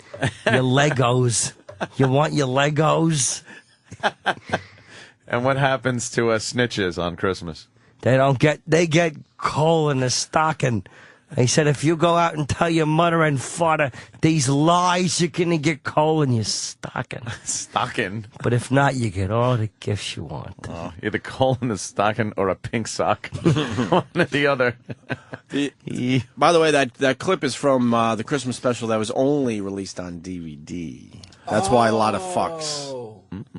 That's a good one. FX gets salty with the language, but I'm not really sure. Maybe they don't say fuck. Not multiple times. Yeah, I don't know if they would allow it multiple You know what? times, I forgot that special was only I didn't know on, that either. DVD. I just got a little knowledge. But fuck it, I don't care. idea. FX they still get away with murder over there. So Hell yeah. Hell yeah. Yeah, Louis' show's great. Speaking of Santa Clauses, it's a couple days old, but we're a little behind. Here's a Santa Claus story for you. Yes, Virginia, there is a Santa Claus, but he better watch his mouth. Best story of the day, a Macy's in San Francisco gave a longtime Santa the boot after a couple complained that he told them a risque joke. So here is the joke. John Toomey acknowledged making a crack about being so happy and jolly because he knows where all the naughty boys and girls live. But he says he has used this joke on adult visitors for... You get fired for that? Is that even a joke? I don't even know what that was. Stunk. Terrible. Adult visitors for years. Well, Santa wasn't out of work for long. He was hired by a local restaurant for a toy drive through Christmas Eve. He gets double his Macy's salary and all he can eat, and the freedom to tell any joke he wants. Great. He actually was at Macy's for 20 years. 20 years, and Macy's goes, yeah, 20 years. you One gotta go. complaint and they fire him. Yeah. Loyal Fucking service. assholes. This world fucking sucks. Fucking assholes. A tiny percentage of this world fucking sucks, but for some reason they're able to get a lot done with their horse shit. With their single complaint. What was the joke even? I don't even get it. I don't know. He knows where all the Something naughty like, boys and girls live. He's so Santa is so happy and jolly because he knows where all the naughty boys and girls live. Which means he can go to their house and get blowjobs and Yeah. fuck them. Sure. Because they're naughty. They are. Uncle Paul. I don't. You got to punish them when they're bad. Yeah? Sure. Yeah. I thought Santa punished kids when they're bad by not coming around, not giving them what they want, and, of course, the coal in the You know what stocking. my favorite joke is? It's great to be Santa because you can't see when there's blood on the front of the suit. Because it's red. Yay.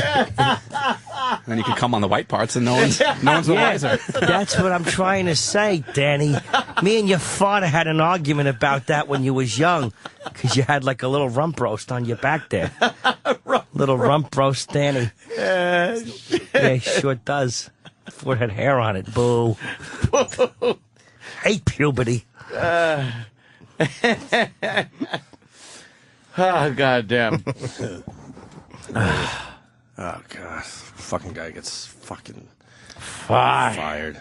You're fired. They're making a big deal here in New York about LeBron James coming. The big game tonight. And playing I the Knicks guess, for the huh? first time at the Garden. Everyone's excited, and saw- you're nary a seat to be had. I saw the courtside seats going for as much as $79,000. That's impossible. That has to be for the pair. $79,000 for one fucking game. Who To see gives a LeBron. shit? To see LeBron James. The Knicks are really cares? good this year, by You the should way. be able to fuck his mother for that amount of money. Yeah, you know, wait. You know, Walt Frazier in this show got something going on. Walt Frazier comes on the show, legendary Nick, right? And says the Knicks are pretty good. Oh. And then they proceed to win like 11 straight or something like that. Yeah. Or Yeah. 11 out of 12. I forgot exactly what the streak was. It's the opposite of the Islanders. Yeah, they won last night. And people, who gives a shit if they won? Who cares? Steve from Bay Show is very excited. Yeah, I saw him tweet him. Yeah. I want to go over to his house and punch him in the face. What are you doing? Yeah. Don't support this team. No. Ow. I did take a peek at the beginning of the game. I had tickets, by the way, to last night's game too. You did? Oh yeah, they're just going away. Where are they now? Some beach fucking on the South Shore of Long Island? Yeah, I didn't do anything with Again, those. Just fucking. They're Yeah. fluttering in some dead hooker's mouth. I can make a video. I can make 2 videos a week because I'm not going anytime soon. And I got a stack of fucking tickets. Yeah. Now everyone's asking for the tickets. I'm like, why would you want to go? They wanna- showed the game yesterday. I don't know if we could show it real fast. There was a whole section of blue seats, meaning empty seats, right on the ice. Like the Really? whole section, there wasn't one person that sat in that section. No one went down to the beginning. They don't let you because then the douchebag fucking assholes are all looking for a handout to let you move down. Can you slip them a little fucking money and get your ass down there? Yeah, if you grease their palm, they'll sometimes let you move down. Yeah, you know, that's nice. But those assholes. LeBron James, Madison Square Garden tonight. Slip him a sawbuck. I guess you can. Sawbuck. Huh? I don't even know what that is. So what is a sawbuck? It's like oldie time speak. Is that $1 though? I slipped him a sawbuck to get into the speakeasy. Is that a 5, Ant? Is it a 5? I thought it was like a 20. Really? Or the 20 a double sawbuck. So I don't know. You thinking a 10? Danny will find it in 2 seconds. Yeah, but if it's olden days, I would say it's a 1. No, because $1, that would be $1. Huh? $10 bill? 10. It's a place where you get your coffee in the morning. Sawbuck. I was going to say it's where you cut your $1.50, make 50 cents because you sawed $1. So whatever, they're both the good. Slang for a US 10 as well as $10 worth of marijuana. Yeah. Really? Is a sawbuck. They call it like, when was that called a sawbuck? Probably in the 70s, because I don't know that you could buy $10 worth of marijuana anymore. I know. That was called a dime bag. And a big four-finger, it was called a lid. If I ever say I need a lid. again, please smack my face. Marijuana. Mary Jane. Oh, yeah. Yeah, I remember buying lids of pot. Now you just buy it's like you get one bud. It's like $100. Really? And if you just look at it, you get high. And that's pretty much pot these days. I used to get like a dime bag, and you could roll. A good dime bag was being able to get 10 or like 11 or maybe even a dozen joints out of a dime bag. A nickel, same thing, 5 joints out of a nickel bag. Now it's, you look at this shit, it looks like it's from outer space. You see that bag right there? It's like moon dust on it. That's $60. $60 for that bag. What is it called? This one is Purple Bubba Kush. Purple Bubba Kush is the shit. We need some Purple Bubba Kush. $60, and that thing is in one of those tiny little Ziploc bags that are no bigger than 3 of your fingers, and flat, like completely flattened out, just bud. But I mean, I remember getting lids, the 4-finger lid for fucking like $20 and or 40. I forgot what it cost, but it was all seeds, stems, and shake. You'd put it on your album, and after it was cleaned, you'd have like fucking nothing left. Couldn't you just grind down the seeds? Nah, it never bad, worked. bitter taste, and all. It left it a little harsh. I never knew what to do with pot. I was always happy when someone else the was able to figure it out. It's all about the vape. Oh, the vape now. The vape. You vaporize that shit? Is that what the fucking thing is? What the kids are doing these days? What are kids doing? What are all the kids? I don't know. I think people have been doing this forever. It's just like whenever you find it. Then it's new? Yeah. Oh, really? Is that what's going on? Yeah, I'm pretty sure people have been vaping for a while. But. Vaping. And that just like fucking, what does it do to the weed? It heats up. Like you don't smoke the pot. You kind of just, you vaporize the THC crystals off it. Oh, so I would guess you'd get a little more high. So it's just, it really does fuck you up. You don't get any of this? No, because you're not inhaling. There's no combustion, so you're just. How do you breathe it in? Just like over a mask? No, it's like a tube that you hook up, and it doesn't taste like anything. There's no smoke. It's just you think nothing happened. Don't you hate not having the ritualistic joint thing of, because that's kind of like part of smoking weed was always like you got the joint, but you're not. It start running and you gotta lick it and fucking put some spit where the run is. I can never care about that. Yeah, who gives a shit? It's all about the end result. Like, is it gonna fuck me up in 20 minutes? And you're not thinking. Yeah, this was invented for the kids going to college. Oh. Because you always had to fucking try to keep the smoke in your dorm room. Or the RA would get you? So someone probably said, look, we could probably, do this without the smell of the smoke in the air. Yeah, it doesn't, apparently, I mean. That's what I'm thinking. When my friend tried it, there was no smell or anything like that. No really? You didn't smell weed or nothing? No smell. Wow. Some people say it smells a little bit like peanuts. Oh, really? So yeah, and they make portable ones where you could just you could literally, I'm not even kidding, if you made it onto a plane, you could totally smoke it in the bathroom and you'd be fine. It doesn't smell. You're not smoking. It's How not smoke. paranoid would you be, though, in an airplane bathroom smoking weed? Yeah, that's. But you're not smoking it. You're vape. You're vaporizing. vaping. But if you realize that Danny was wrong, and that's how you're like, and you're like, oh no, Danny was wrong. Fuck. Well, you can't listen to Danny. They're knocking on the door. It's like, fuck. Hey, it's not called a smokerizer, is it? Right. It's a vape. Boom. But vape. That's obvious. Some kid, figured this shit out for college. Yeah. I would guess that. Vapor. Because you would always put the towel down, but someone always would have to go to the bathroom and fuck it all up. Like, what? You can't leave. Colin on Imus alert. Huh? Colin Quinn on Imus alert. All right, we'll take a peek of that. Hey, I was talking about hockey a second ago. A video I just tweeted, but it's worth playing the audio version. You hear about the teddy bears? On the ice, yeah. You got to see this video. It's unbelievable. They really went to town. Hockey fans know tossing things onto the ice, that's quite common. They've tossed hats, even an octopus, but nothing compares to this tradition. 23,000 stuffed toys tossed onto the ice, which are then given to about 50 children's charities. This is in Calgary from the Canadian Hockey League.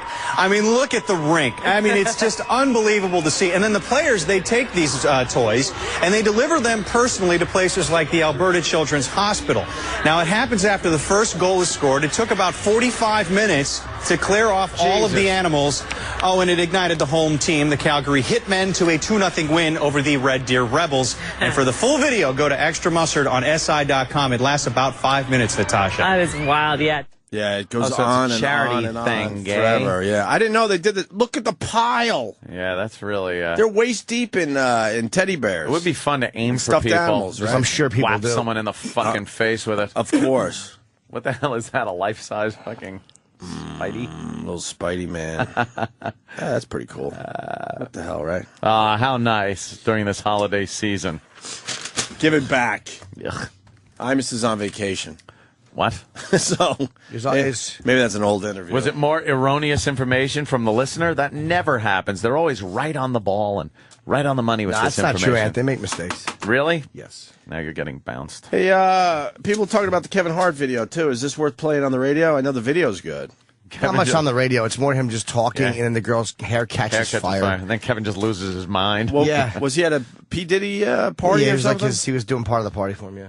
He leaves here and fucking hangs out with P. Diddy. The Diddy. So Sean. So we're one removed from P. Diddy at this point. That's not bad for our careers. Who knows where he stopped in between, though? Yeah, that's true. He may have worked his way up the ladder. That's true.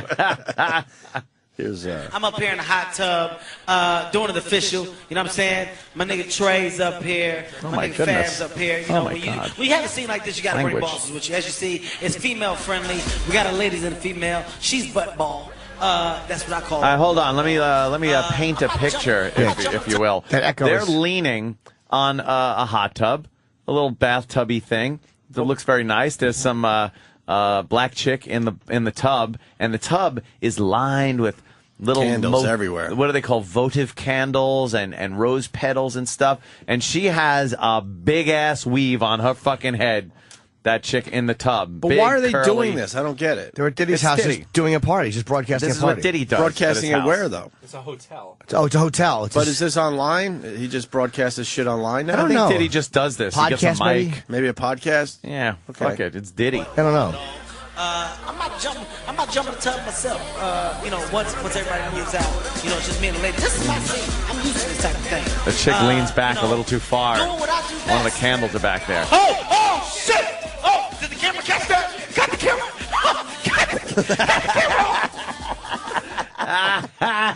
And this stupid broad is trying to, like, put out the fire with her hands. She's in a bathtub. Dunk your head, bitch.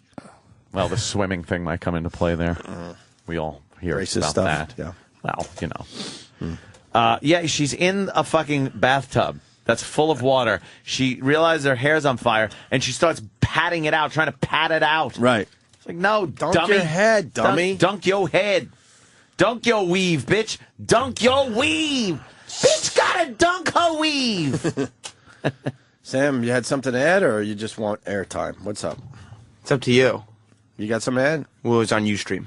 Ustream? Yes. So it was Ustream a party. That's where Live at from the Compound broadcasts. What's Live from the Compound? I actually, You worked it out with those guys? I'm in the process of. Well, yeah, well, great. Now that means we owe him a fucking favor. Well, here's the deal. I have to somehow come up with a viable way to promote the Opie and Anthony show, and of course SiriusXM satellite radio. So I got on my little graphics program, and I made a nice little graphic that flies in and can fly out. I can have it take up the whole screen, and every so often I pop it on the virtual screens or just full screen and go, hey, and you can catch blah-de, blah-de, blah. And then I continue with my drunken rants from my own basement on $150,000 worth of equipment that is gathering dust. Yes! Oh, Opie's writing. All right, let's see. Oh, yeah. I was thinking that myself. I have a contingency plan. Hold on, I'm not done. Yeah.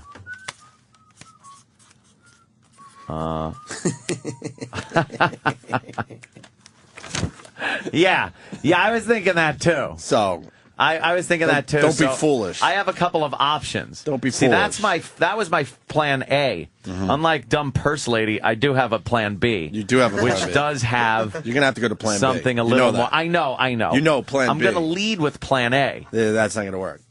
Trust me. I know. But then I could have something a little more subdued for the, Mm-hmm. and then every so often the big one comes, and then permanently 50% of the screen. Wait a minute.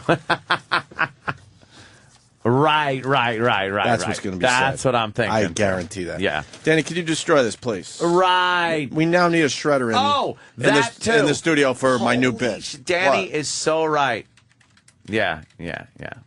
Oh, yeah, absolutely. Yeah. Of course you won't do that, Ant. Oh, God, no. Do not do it. Never. No, these guys always need a I would favor back. never do that. No. They can't just say mine. They can't just say, yeah, you know what? That's really good for the company and the Opie and Anthony show. Yeah, that's all. It always has to be something. Yeah.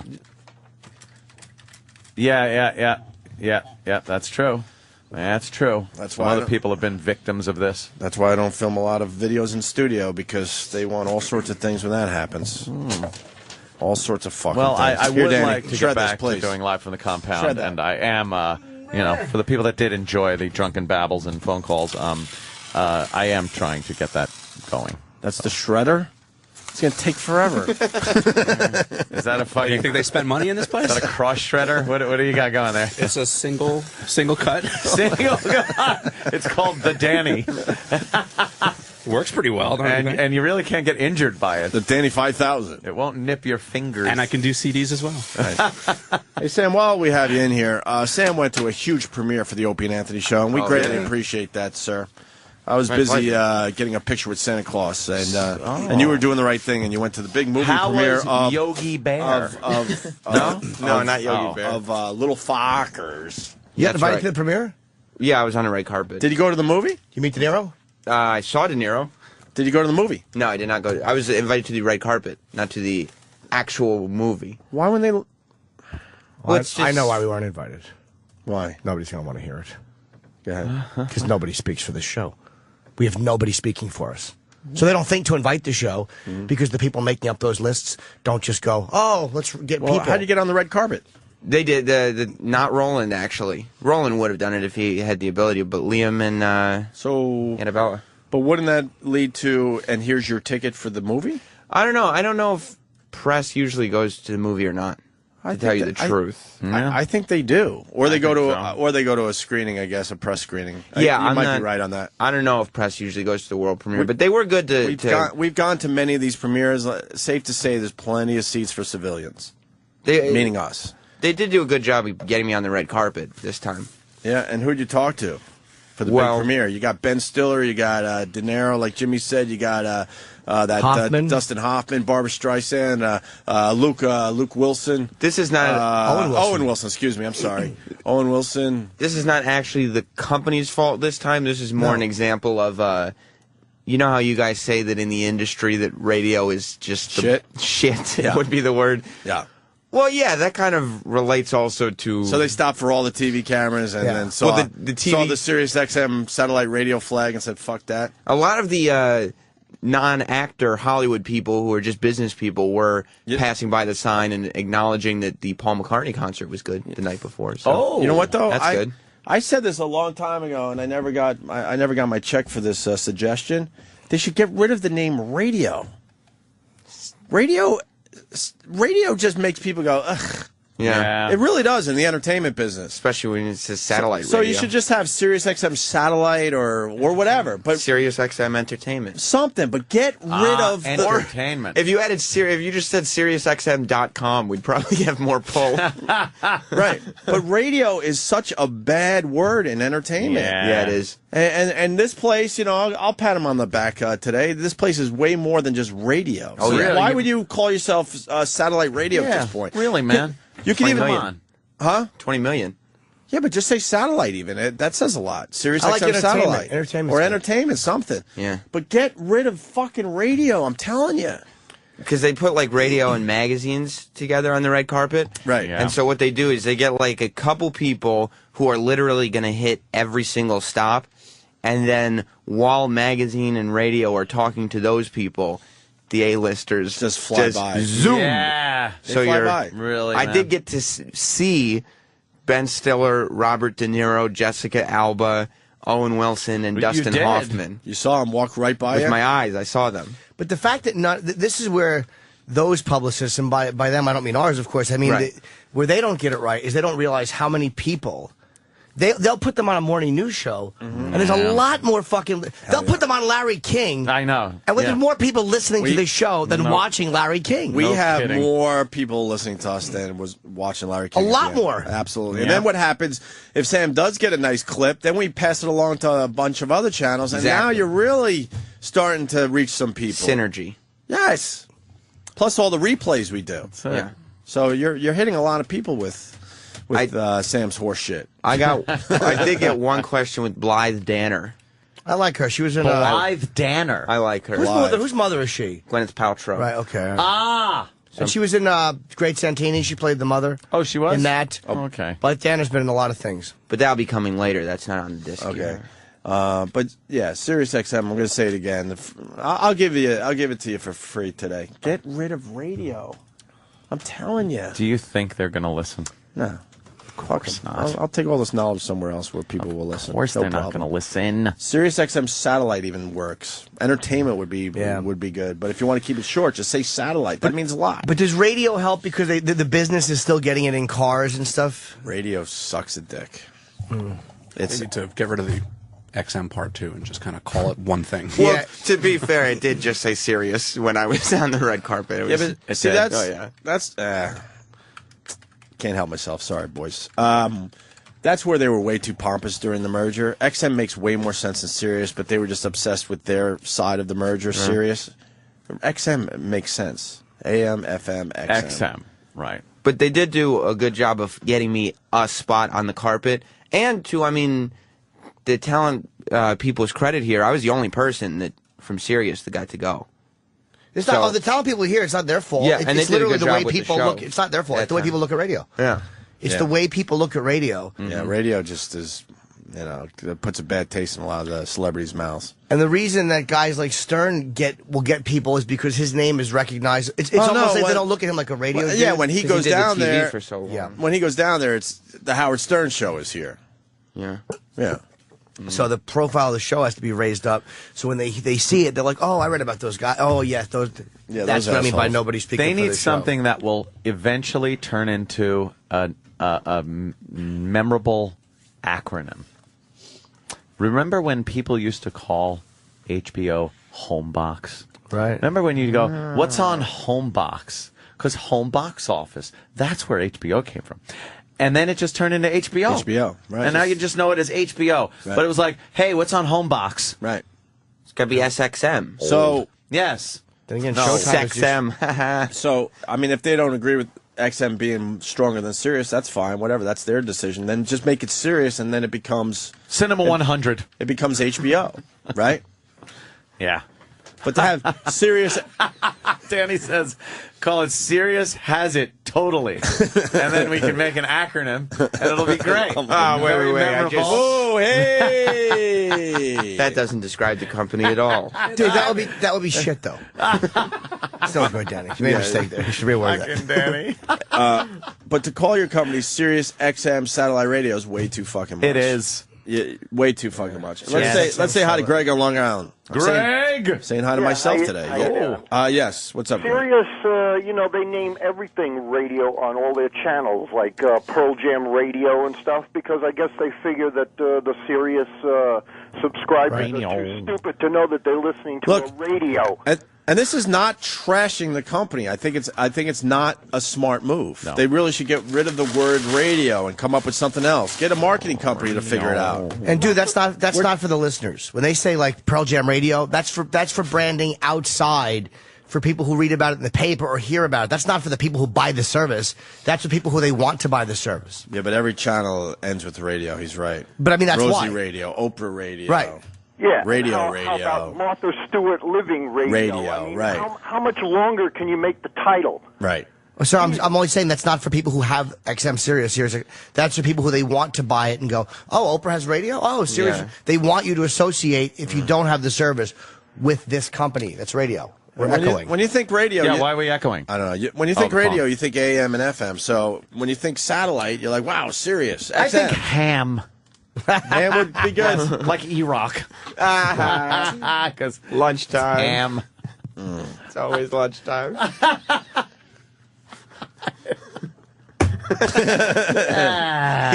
He's giving me that was unnecessary look. Of course he is. Hey, can you change your name on like Twitter and stuff? Yeah. I have to, because I have to follow my own advice. Oh, yeah, your name is Opie Radio. Yeah. But oh, shit. I have. Can I have a suggested name? Yeah. Opiekins. Opiekins. Yeah, that'll go over great. I like that. Opiekins. Opiekins. Yeah, the word radio is just not good. Radio. Not good. How about the Opie Network? How about the Opie Kid? That's KEEEI.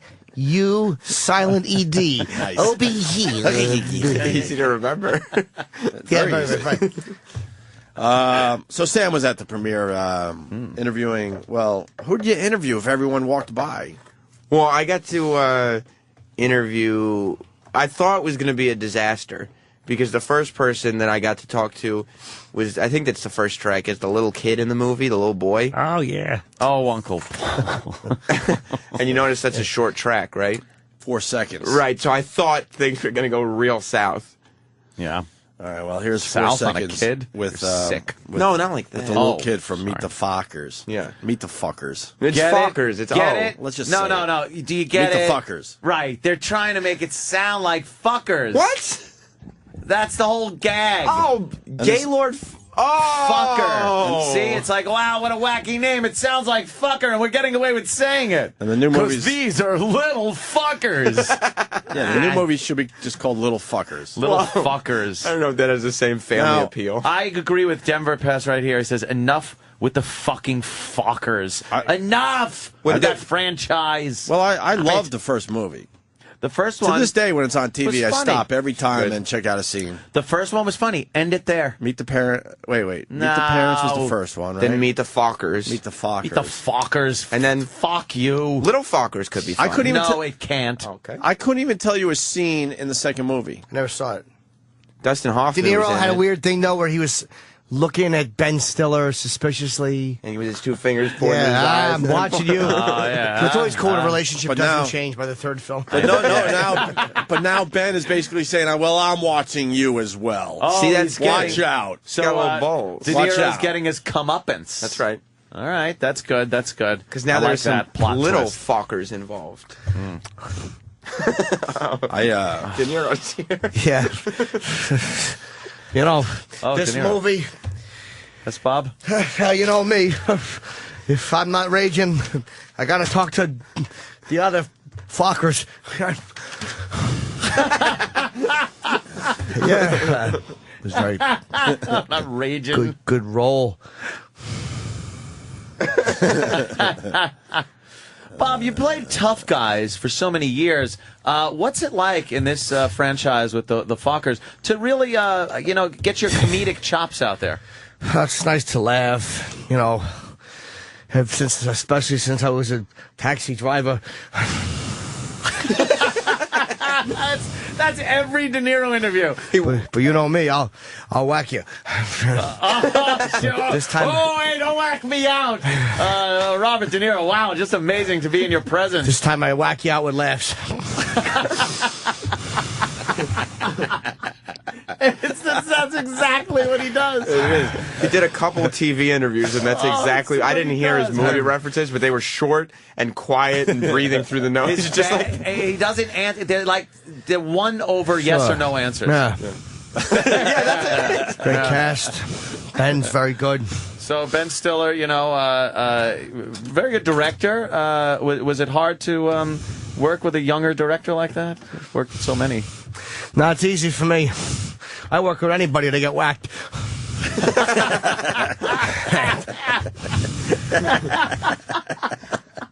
Dustin's very good. Oh, yes, Dustin Hoffman. What about Barbara Streisand? Barbara's marvelous. Yeah. She's a legend. That's it. Reiterates things. Offers nothing. Offers nothing. No insight. Terrible. But I'm watching you. From the movie, ladies and gentlemen. Bob De Niro. Robert De Niro, excuse me. Oh, jeez, how horrible. I guess I didn't need to talk to him. No, that's exactly what it would have been. Yeah. Only more awkward. Yeah. Yes. Ooh. Horrid. So what do we got? We got Sam at the premiere. Sam thinking he's getting a big interview with the little fucker. The little boy. The Yeah, there's a boy the and a little girl. fucker. The little fucker. He's one of the little fuckers. One of the little fuckers. It is an O. They want to say fucker. I'm not That's playing the their joke. game. It's the whole joke. Right. Yeah. It's fucker. Look, we're able to say fuckers because we're not really saying it, but we meet the fuckers. You should ask him about the movie. Like, say something, and mention the title, of course. Bob, the joke about the title, it sort of is a double entendre thing. What title? Meet the Fock. What'd you say? Oh, I thought you said something else. I'm getting in trouble out here. I gotta watch it. It's kids. Look at the poster, though. Yeah. Oh, Robert, you're staring right at Ben Stiller because you're watching Got him. my eyes but now on him. Ben is watching you as well. Well, watch out. Let him watch. Oh, God. Look at that awful fucking movie poster. Oh, it's terrible. It's just De Niro and Ben Stiller, and they're staring at each other like Ben Stiller, who was the pussy in the first one. Oh, yeah. He's looking now like, don't you fuck with me. I'm not a pussy anymore there. I'm on to you. Yeah, and your games. Oh. I'm onto your fucking... Were you afraid, Bob, that would make you look a little, wimpy in this movie, being a tough guy? Nah, I said to Ben, we'll put on the boxing gloves, then we'll see. Well, being in Raging Bull. Yeah, but he said, maybe we'll go deer hunting. Tribeca. Tribeca. Triangle Below Canal. New York. Newspapers, cops. That's perfect. His city, American Express. Right? Yeah. Oof, Jesus. That is brutal. Yeah. But it's so very De Niro. Here's Sam talking to the little fucker for the new movie, The Little Fuckers. Hey, we're here with the little kid from Meet the Parrot. Oh, you going in? Sorry. The fucking publicist, you hear? Sorry. Oh, God. Sorry. There was only me and I think there Sorry. was one other. I think Televisa Mexico was next to me, and that was the end of the carpet. Except that New York 1 got there late, and the guy was super pissed that he was on the end of the carpet. Oh, really? Super pissed. Fuck New York 1. But No one cares about New York 1. It's awful. One does. So I thought that was the way the evening was going to go. So what? The publicist was like, She was like, I think we're going to bring the little guy in now. Did he talk to TV? Oh, yeah. He talked to everybody. TV, and then he talked to magazines, and then he talked to the internet. I saw some of the interviews with the little fuckers. Fuckers. And they Fuckers. They present themselves like they're 30-year-old people. I know, like it's they're really old creepy. people. It is. If Actors we could get a are real weird. interview with one of the little fuckers. I did get with the girl. Who's the girl? Terry Polo? No. She's the adult. Which one was she? She's the wife of Ben Stiller's character. Oh, right. Okay. Red carpet interviews suck. And this is from anybody. They're shit. You've never gotten one piece of insight out of a red carpet interview. Because nobody's got their guard down and you have 2 seconds. Yeah. And the publicists surround them. Yeah, there's no shocking questions that are going to be asked. So is this a good movie? Yeah, it's a great project. I mean, we all fun cast. Everybody was great to work with. Boo. Fucking boo.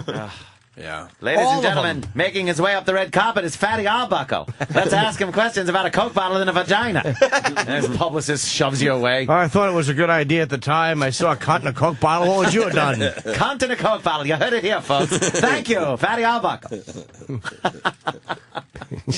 Cunt in a Coke bottle. Otto had a funny joke many years ago. He said, it sounds like, he goes, something about paging Dr. Cock and a cunt. He said, it sounds like something out of a Marx Brothers movie. Paging Dr. Cock and a cunt. You needed to know what. Dr. Cock and a cunt.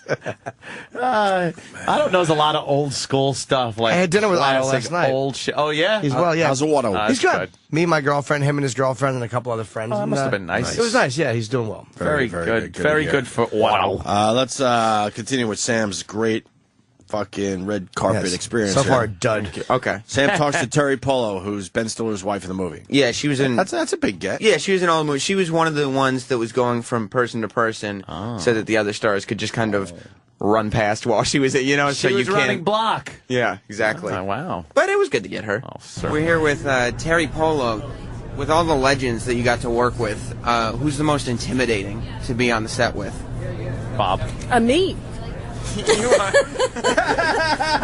think you better ask them how intimidating I was to them. Because, they all were very scared when I walked on the set every day. That's a good answer.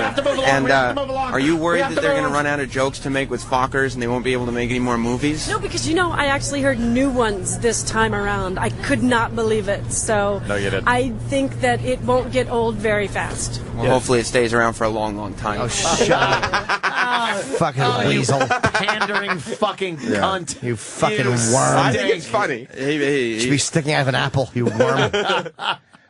You don't think there's anything to the subtlety behind it? A little bit. What other jokes are there? They're going to move into a new neighborhood, and their neighbors are going to be called the cunts. But they're going to use the K in the poster, so it's okay. And a Z. And a Z, right. Cunts. I talked to the writer of the film. It's not on the disc, but he mentioned that they were throwing around, just laughing at the Grand Fockers. How about motherfuckers? Yeah, that could be something just like a story that. about the mothers. Yeah. All together, and they go on a vacation, and they're all and they just say motherfuckers all the time. Yeah. The whole movie. Instead of little fuckers, how about kid fuckers? Kid fuckers would be good. I like that. But that would be funny if De Niro went to him and said, "Hey, where's your motherfucker?"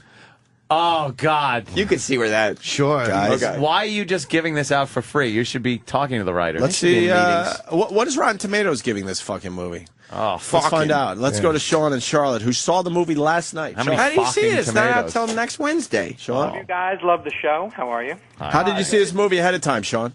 Press screening. I'm a critic. Oh, well. Oh, shit. Sorry, I was on the red carpet. I know you hate me right off the bat. I don't know what's going to make you guys cry more.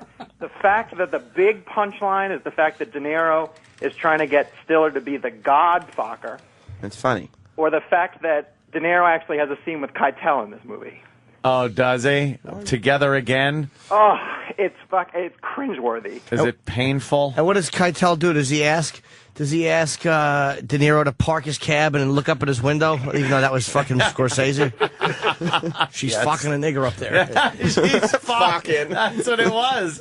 It would have been fun. I really wish they just got Jay Moore and threw him in the part and have him do Keitel. It would have been less embarrassing. Oh, wow. Yeah. It's, Whoa. What is that? There's no score yet. The movie's out next Wednesday, and I think it has potential Sean to be... could be the first critic. What do you give this movie there, Sean? I'm going to give it 1.5 out of 4. 1.5. What do you know? Wow. 1.5 is actually for Owen Wilson, who's actually pretty funny in it. I heard he was good. I saw him. He ran by me.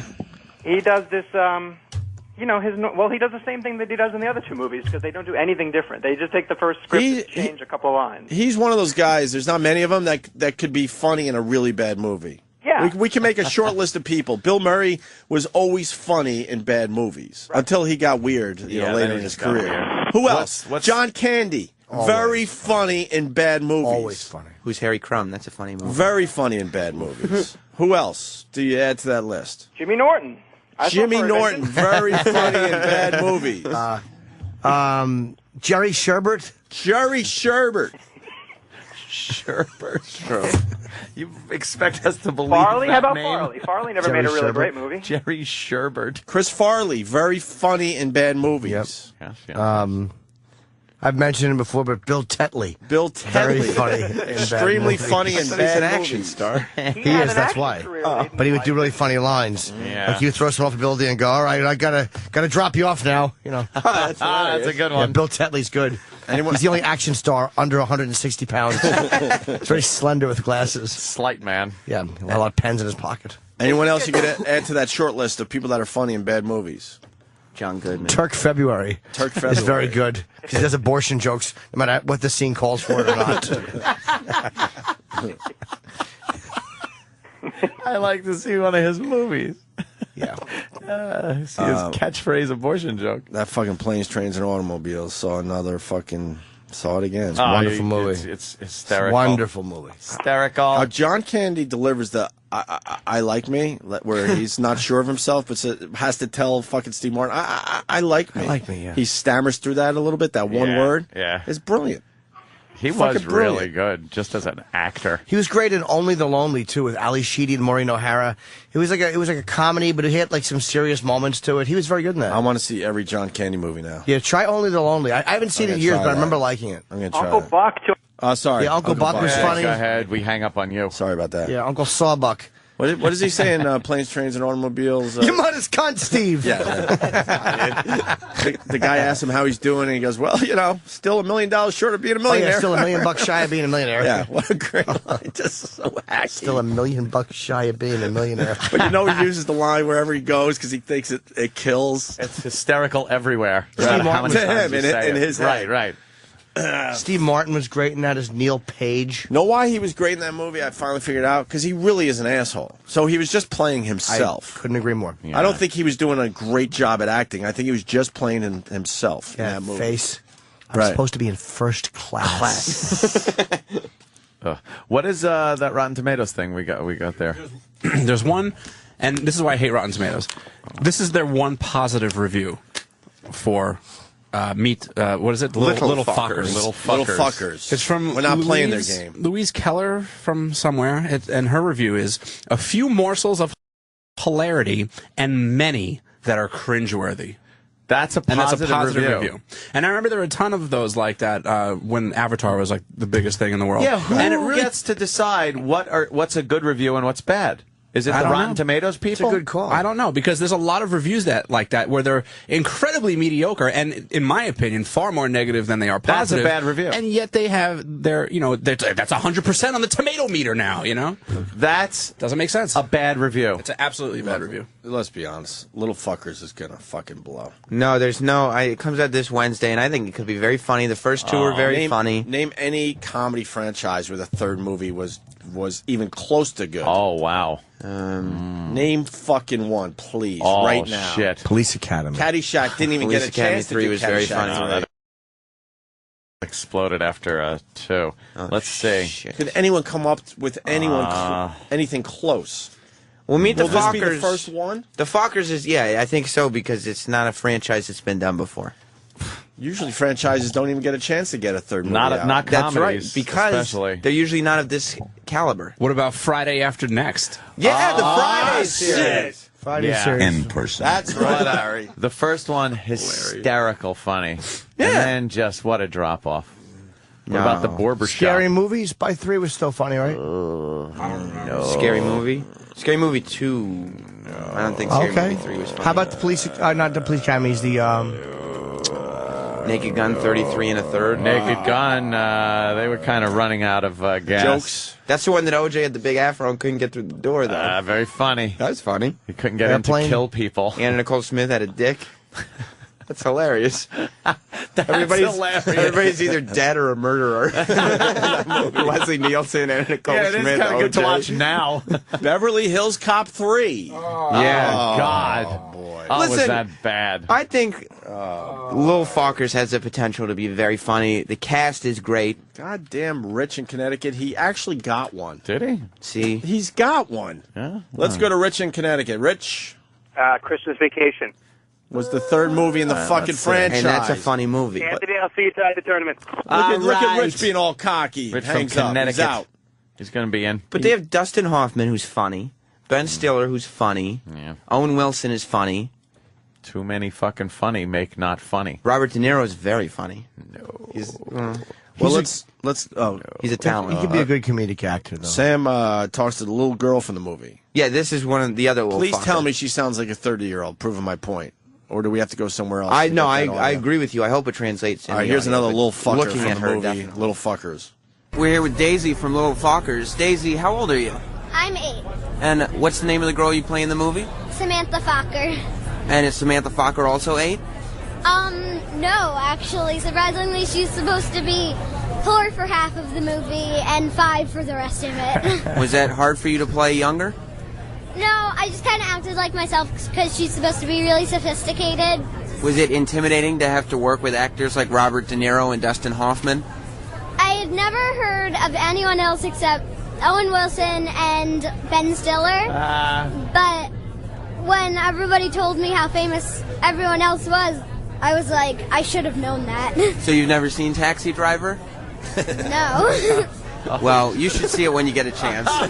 Best of luck to you. An 8-year-old seeing Taxi Driver. I got a squirrely look from the publicist for that bet one. you did. You should live it when you get a chance. I think she was a young hooker. Of course she was. A couple of questions Sam missed that were obvious. Wow. Oh, I just...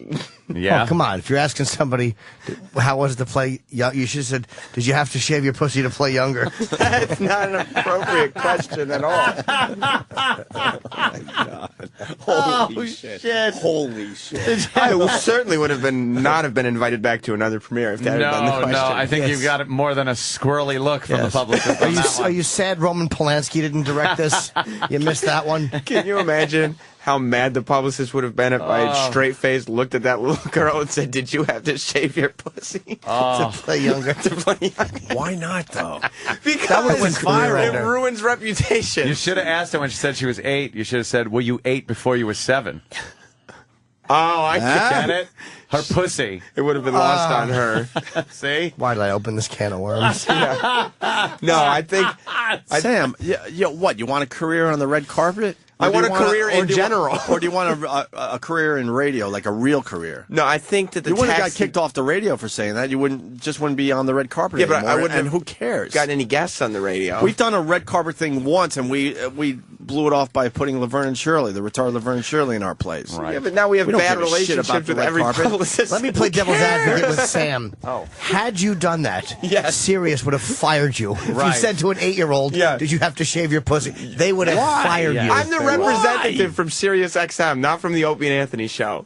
They would have fired him in a second. The sign says SiriusXM Radio, and I said, Yeah, you would you be have to shave- representing. Yeah, but Taxi Driver was taking a chance. that's as much you of know, a chance as I'll ever take. Because one of the stars in the movie, like Jimmy said, was an underage hooker. I want SiriusXM to know you can trust me on the red carpet. What I'm saying is, I think if we get the audio to the right people, you still could get fired. You is were what I'm hoping. representing SiriusXM Satellite Radio. Have some pride. just trying to have a little fun without going over the top. The boy, Sam. Right. Hey, good news. Remember Mike from Baton Rouge? Yes. Who was driving from Baton Rouge just to go to the Foxwoods Poker Tournament, which is happening today. Right after the show, a Yes. bunch of people are leaving for Foxwoods. He was our first call of this morning, and they were in Virginia, I believe. Right. And how many miles away was he? He was 400 and some odd. 72, maybe? Yeah. Mike, when you called 2 hours ago, how far were you from Foxwoods? Mike? Oh, boy.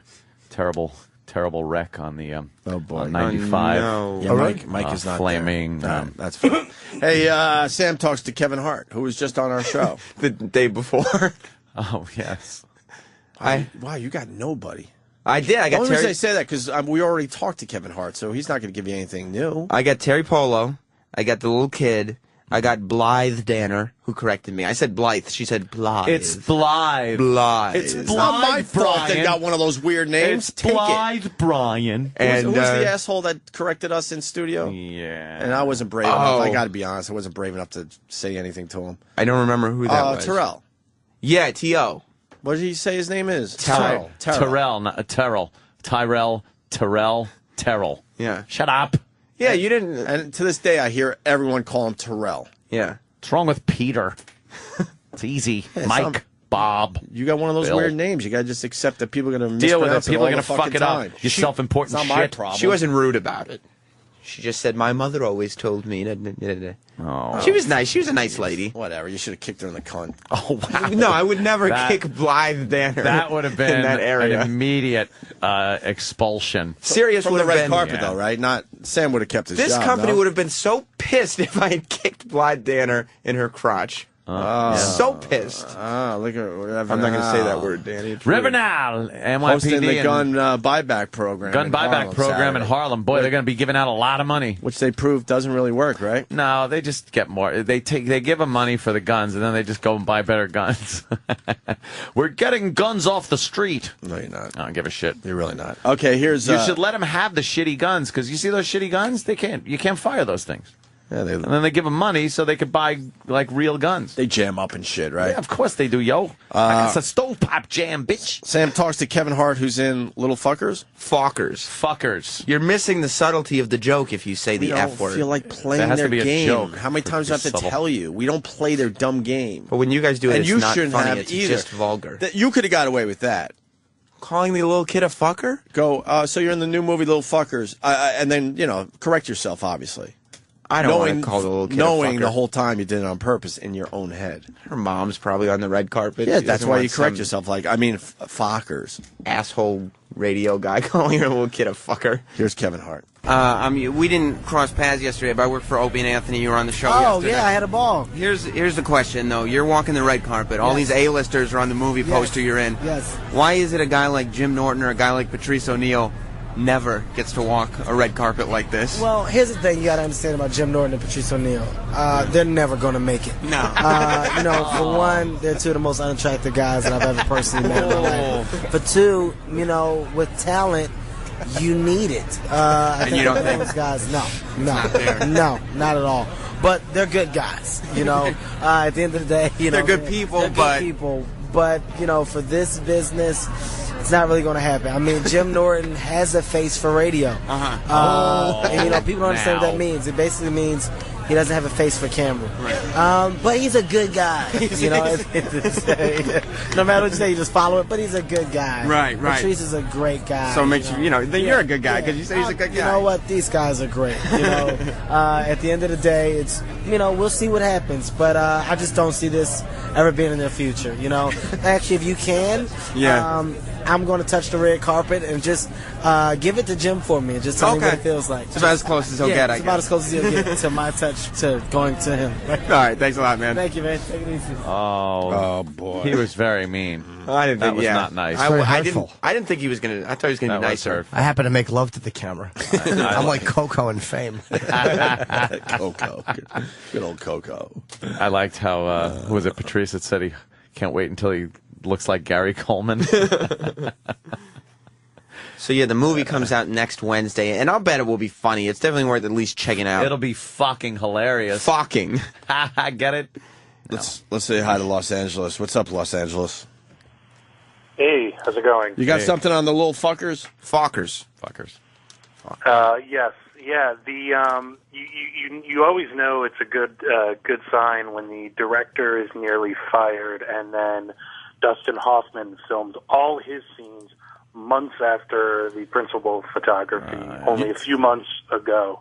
So that's always a good sign. They're busy people. Dustin Hoffman probably has a lot on his plate. Is that the word on the street as far as this movie goes? Everybody was in very good spirits at the premiere. This movie's gonna stink. Very good. This will end the franchise. The director, the producer. I spoke to the producer. She was happy. The writer was happy. Oh, that's good. At least they were all positive on the red carpet. That's cool. Yeah. It doesn't happen every time. No, that's usually where they'll give you the dirt. This really sucks. This movie's terrible. Yeah. Thank you. Oh, boy.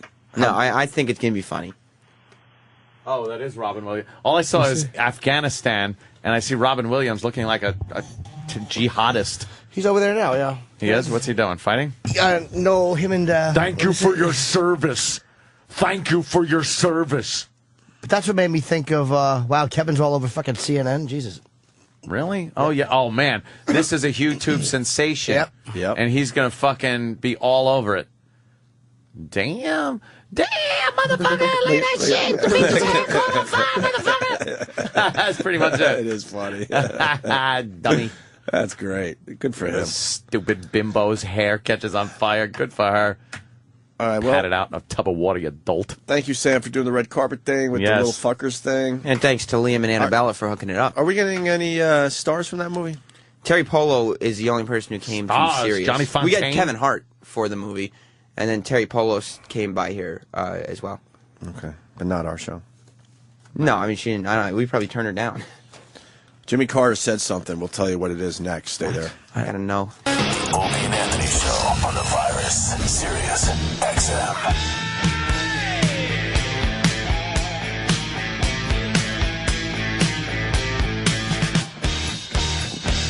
Hey,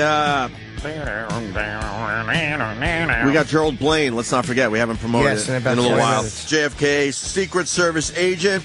He wrote a book. Yes. Made the rounds with the book, and we're like, hey, we got to get him on. We like the JFK thing. He also protected Eisenhower and Johnson. I know JFK is the big get there, but wow, what a career. Who's Johnson? Probably Ray J. Yeah. Lyndon Baines Johnson. You think married to Lady Bird? What kind of name is that? She wasn't a lady, and she kind of was a little rough looking. Bird. Oh, was she? Was she ever? Wasn't LBJ got a little weird after his presidency too? Didn't Yeah, he grew his hair long. He became like a hippie. He did, right? Yeah, I think he felt a little guilty. Could have been. Do you think this guy will talk about that? Probably not. He'll probably keep it on the up and up. Who knows? Yeah. Who knows what these guys are ready to expose? If you're going to buy the lies of JFK's Secret Service, you're talking to the inner circle. You're not getting honesty like you do from me. Shut up. God, is he the worst? There's a cool picture of Kennedy in here, too, from Atlantic City. Oh, yeah? Atlantic City? Yeah. Really? Kennedy was in Atlantic City? He really was. What was he doing there? Comedy show. Really? Oh, my God. Do you have any details on that? Apparently, he was a big fan of Jim Brewer, myself, David Tell, and Bill Burr. He was so mad that a third show had been added to Saturday, January 15th, the Late Show. Can you at least try to make it believable? Right, that's true, though. I would never lie about JFK. What, is he in a time machine? So that's on sale now. But also, I didn't realize there's an internet pre-sale happening right now for the February 9th Beacon Theater show.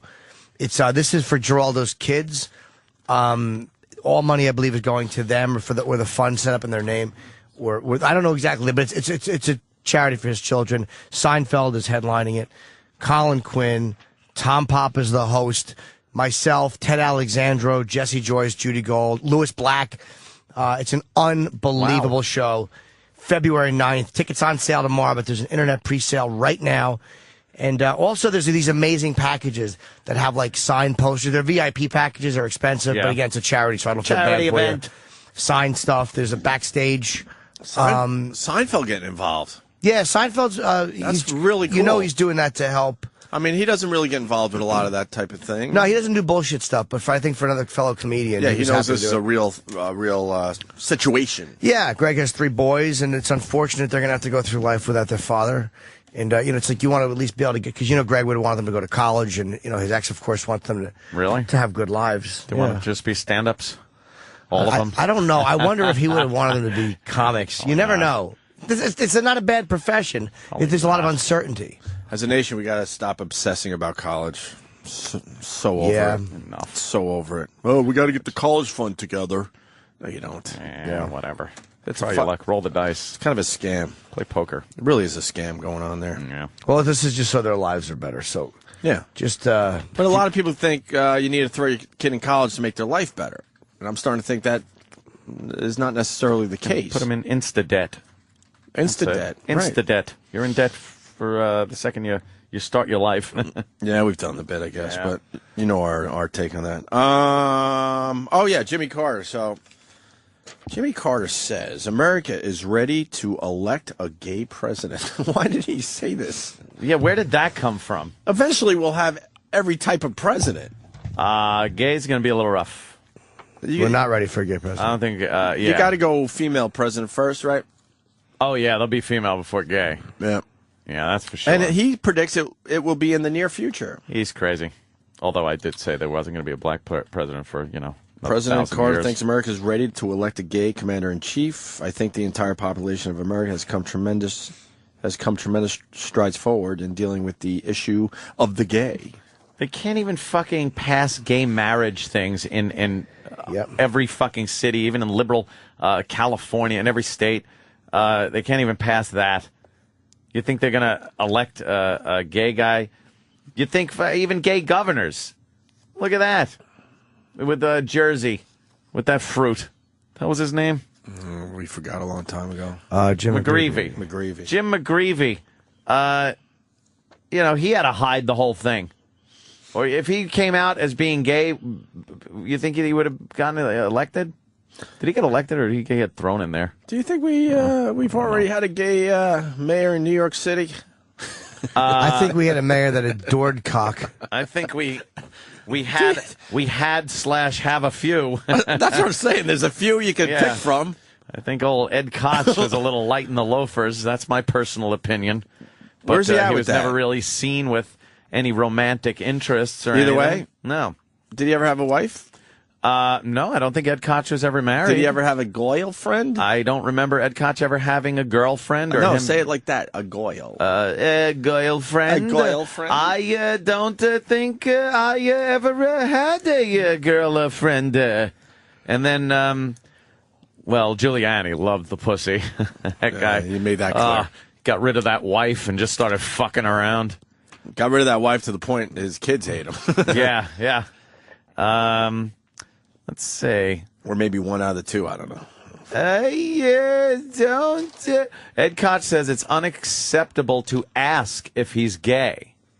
Meaning. Of course. Okay. No one says that unless they adore cock. Which who cares if he likes it? And he loves those suspenders. Not that there's anything wrong with it. You know what the suspenders are all about. Oh, you could grab onto him easy? And pull him forward. Yeah? Pull him on you. You know what you do? The guy behind puts his arms through his suspenders also. Yeah. So Ed can't run away. You just got your dick in him and he's trying to get away and he Unacceptable to ask him. Yeah, don't ask me. I'm sorry we're asking. Don't ask her, don't tell her. He's getting a bridge, though, right? Yeah, the Queensboro Bridge. Enough said. Enough said. Shouldn't they have given him the Kingsborough? No, Wasn't he the king of New York? The Queen. Joan Rivers had a good tweet about that. What'd she say? She said with New York City going broke, they're spending money on fucking changing the name. It would be cheaper for Ed Koch to change his name to Queensboro. That's a good one. And then the bridge is named after him, and then we don't spend the money. For the record, Mr. Koch, a long-life bachelor, declines to say whether he is gay. Quote, I do not want to add to the acceptability of asking every candidate, are you straight or gay or lesbian? And make it a legitimate question, so I don't submit to that question. I don't care if people think I'm gay because I don't answer it. I'm flattered that at 84 people are interested in my sex life, and it's quite limited. That is a gay man's answer. That is I don't want to say I'm gay. Did we have an idea when we were growing up? When Ed Koch was the mayor? Yeah. They were always kind of hinting. I was fucking isolated out there in Centerport, Long Island. You didn't know? I didn't know have a girl. Shit. I mean, and what's Koch afraid of at this point? He doesn't have any political career to explode. So why wouldn't he just be like, yeah, I nosh on pussy. What's up? What's up with that? Yeah, be fucking straight. If you're not gay, then be straight guy. I love girls. Or just take it, go the other way and just give some over the top, answer. Why at 84 when you don't have a foot in politics anymore? Why does it matter? Someone is saying we already had a gay president. And before I go to this call from Vinny from Brooklyn, I think he's going to give us a real answer here. Who do you think was the gay president? Andrew Jackson. Give me a list. Give me one of those fucking websites where they show all the pictures of the. I think Roosevelt. Of the presidents. Roosevelt. John Quincy Adams. John Quincy Adams. Because I'm going to go with Taft. Eleanor was apparently a rug muncher, so I say that maybe that was an arrangement. Let's take a look here at the list of presidents. Let's see. Here we go. The presidents. Give me a whole All right, let's start from the beginning. Well, they're all wearing wigs in the early ones. All right, so they're all dressed like fucking drag queens. We could do this fast, though. Let's go through and see which one might look a little. No. Ooh, James Monroe. All right, let's start with that. John C. Calhoun. Let's start with James Monroe. Move backwards. Look at James. James Monroe looks a little light. Whoa. Yeah. How about James Monroe? Oh, fuck. What a faggot James Monroe was. Wow. If that guy didn't suck a few dicks. Wow. He's wearing an ascot to soak up the cum that drips off his chin. No, his ascot cum in it. By the way, we're doing this for entertainment purposes. We don't know if these people were gay. You know what? I'm saying he was a fag. What, they're going to sue me? He's dead. Hey, go back. Go start over again. Well, let's make sure we didn't miss anyone. George Washington was all man. Then you got the John Adams. The Adamses weren't fucking gay. John Adams, no. Thomas Jefferson. No, he was banging the black slaves. James Madison. Let's make his picture bigger. Madison. Let's look at him. The fourth president of the United States. Okay. Nah, he's a man. Oh, come on. Nah, he's a man. Yeah. Although he does look like one of the Lemon Party guys. He also looks like he's a vampire. Yeah, Nosferatu. Like Dracula. Nah, he doesn't look that gay. There was a rumor that he was addicted to Webster's taint. Daniel Webster's? Daniel Webster's taint scent. He would put it on his fingers. We did Monroe. Monroe looks John very Quincy gay. Adams. No. Andrew Jackson. Don't even talk about Andrew Jackson being gay. That's the guy. Martin Van Buren. Let's take a look at Martin Van Buren. Let's look at Marty Van Buren. No, he's not Marty's gay. all right. He looks like Ed Koch, though.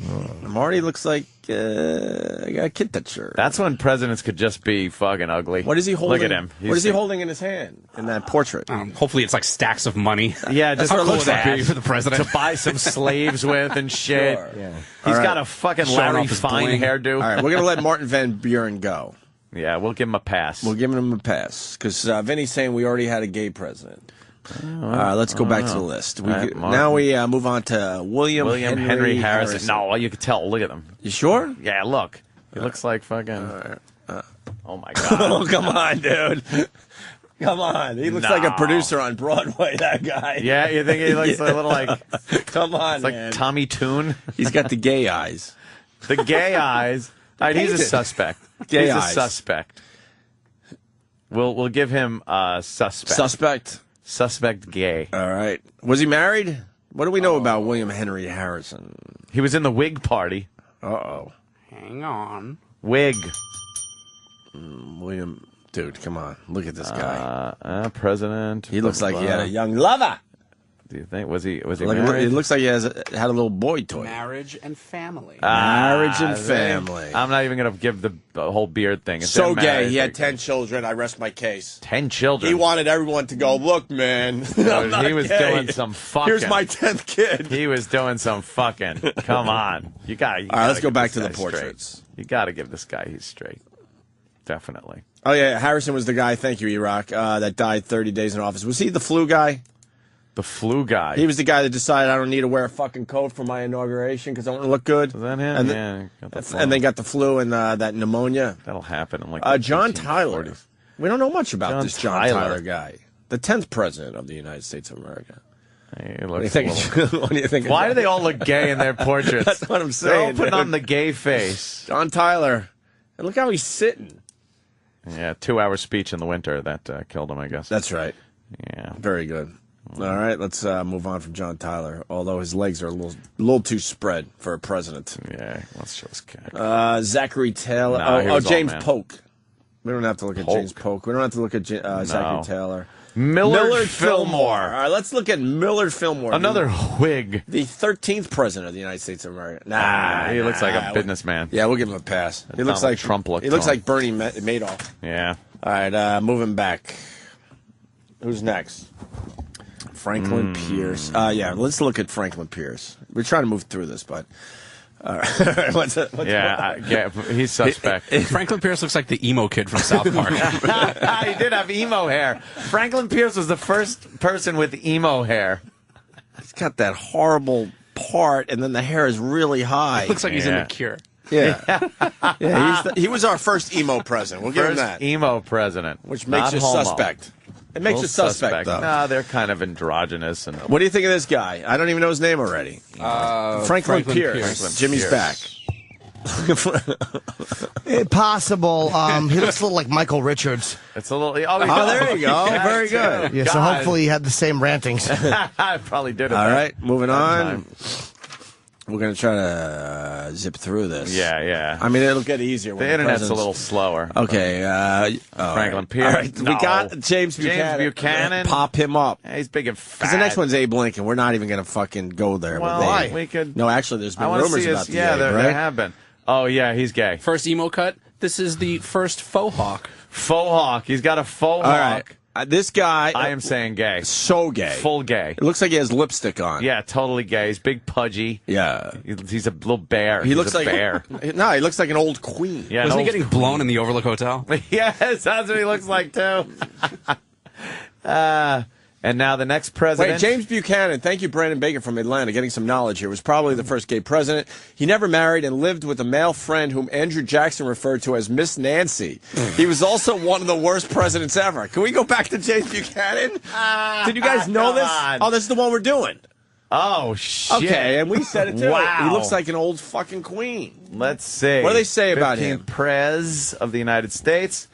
Often called Buchanan by his contemporaries. Well, you missed the very important line here. To date, he's the only president, from the state of Pennsylvania, and the only lifelong bachelor. Lifelong bachelor. The only Probably lifelong experienced bachelor. state politician. Let me see if we can find out. Lifelong bachelor. Controversial. Lifelong bachelor is a way of saying Vinny in Brooklyn, was that the guy you were talking about?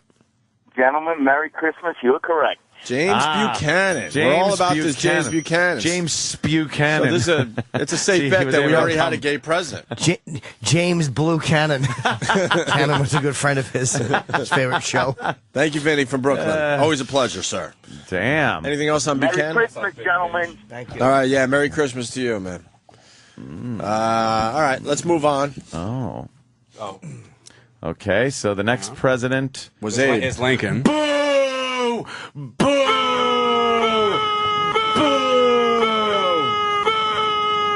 In person. Abe Lincoln. Too soon, Ant. Is it? Yeah, it kind of is. Yeah, let's gotta wait 200 years. You have a phone call coming. Jeez. Jimmy's actually going with a real answer. Oh, jeez. Yeah, there were rumors about the Abe. Who's next? Yeah. Andrew Johnson. Nah. Now we were talking like Grant, fucking no. Ulysses S. Grant. Don't even go there. He was all man. I want to nice drunk. I want to take a look at Rutherford B. Rutherford B. Hayes. No, he's got the big beard. He looks like fucking. He looks like the old man from Home Alone that Macaulay Culkin was afraid of. All right. This exercise is kind of fun. He does. Actually, he kind of looks like Sleeves. Yeah, he's got little sleeves. Did you say sleeves? If you said sleeves, we might have to la la la la. Going in the White House, la la la. President's a fag, la la la. Making my way to the Oval, la la la. He got some in his beard now, la la la la. Smells like a bleach now, la la la la. Gonna sit on another man's la la la. Gonna take it in my mouth and swallow la la la lo. Very good news. Mike from Baton Rouge is Mike? Back. He's going all the way to Foxwoods for the big poker tournament. Yes. Last time we talked to him, well, let me ask him. Mike, last time we talked to you, how far were you away from Foxwoods? I was about 478, 80 miles. Now, that was at 6:15 or so, right? So we're kind of tracking your progress, Mike. How far are you from Foxwoods for the big poker tournament happening with Anthony Cumia later today? We are. All right, back to the presidents. No. Garfield? Yeah, James A. Garfield. Nah, he's good. Chester A. Arthur. All right, Nah, the name's Chester A. Arthur's good, too. Why? He's not gay. Look, let's pop him up. No, he's got them big mutton chops. He looks and like an shit. old Wolverine. An old Wolverine. It's Logan in his later years. Ah, shit. Our presidents really look weird. Grover Cleveland. Nah. Not Benjamin Grover. Harrison. No, he's another one with the big fucking beard. Yeah. Grover Cleveland again. William McKinley. No, he looks like a banker. Theodore Roosevelt. No, Teddy Roosevelt. Hell Stop fucking it. no. Don't even go there. William Howard Taft. I'm a little suspicious of this. Really? No. Because of the mustache? No, look at him. Diabetes. If you got the diabetes, he does. Wow. Yeah, hell yeah. Wilford Brimley. All right. We can move fast now. Woody Wilson. Woody Wilson was a frail little fuck. Harding, nah. Welfare cocksucker. Coolidge, nah. Hoover, Alvin nah. Coolidge. Hoover, maybe. Yeah, the Herbert? Yeah. Wow, they didn't figure out his portrait. They made him look cross-eyed. Damn, he does look weird. The fucking... really should have I know that, photoshopped that. dude. There's a globe right there. I know the world. It's American history. I see the globe right there. There's a globe in his picture. Let's roll. Let's roll past this shit. Yeah. Truman, nah. Truman, no way. He dropped the A-bomb. Dwighty D, nah. Dwight Eisenhower, no. Dwighty D. General. JFK, nah. Love the pussy. LB, nah. Lyndon Johnson, no. Tricky Dick Nixon, Nah. no. Ford, no. Ford, Carter, no. Carter. Reagan, bite your No. fucking tongue. George H.W., no. Bill, no. Clinton, never. George W., no. All right, we're done. And then Barack Hussein Obama, who, well, we don't know. I don't know yet. He's not gay. I don't know. Don't even go there. I don't know. I just said I don't know. All right, why don't we, can we take a quick break before these guys call or what? No, he's calling in 2 minutes. I wouldn't, because he might be... Actually, we should. Yeah, we should. We got a lot of shit to do. Yeah. All right, We got, real quick. we got a million reads we got to figure out. All right, how long's the break? They'll wait for a couple minutes. It'll be a few When we minutes. get back, we should have Gerald Blaine on the phone. Stay there. Opie and Anthony Show on the Virus, SiriusXM.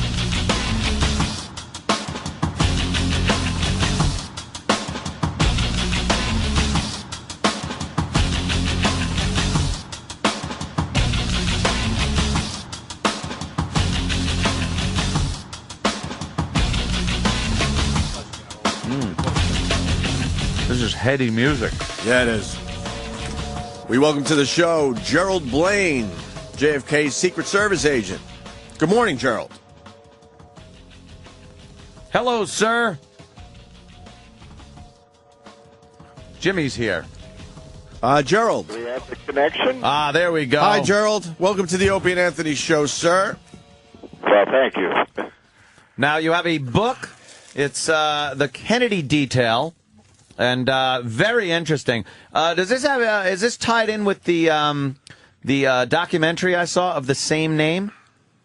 Yes, the documentary was presented after the book was written. Right. The agents on the detail had never discussed the emotional impact of the assassination, and we had a reunion in Dallas in June of this year, and we had 8 agents there who we met, and the Discovery Channel program was based upon that reunion. It was fascinating to see you guys together and discussing, like you said, the emotional side of this, because we've all heard the technical sides and, of course, the conspiracy theories.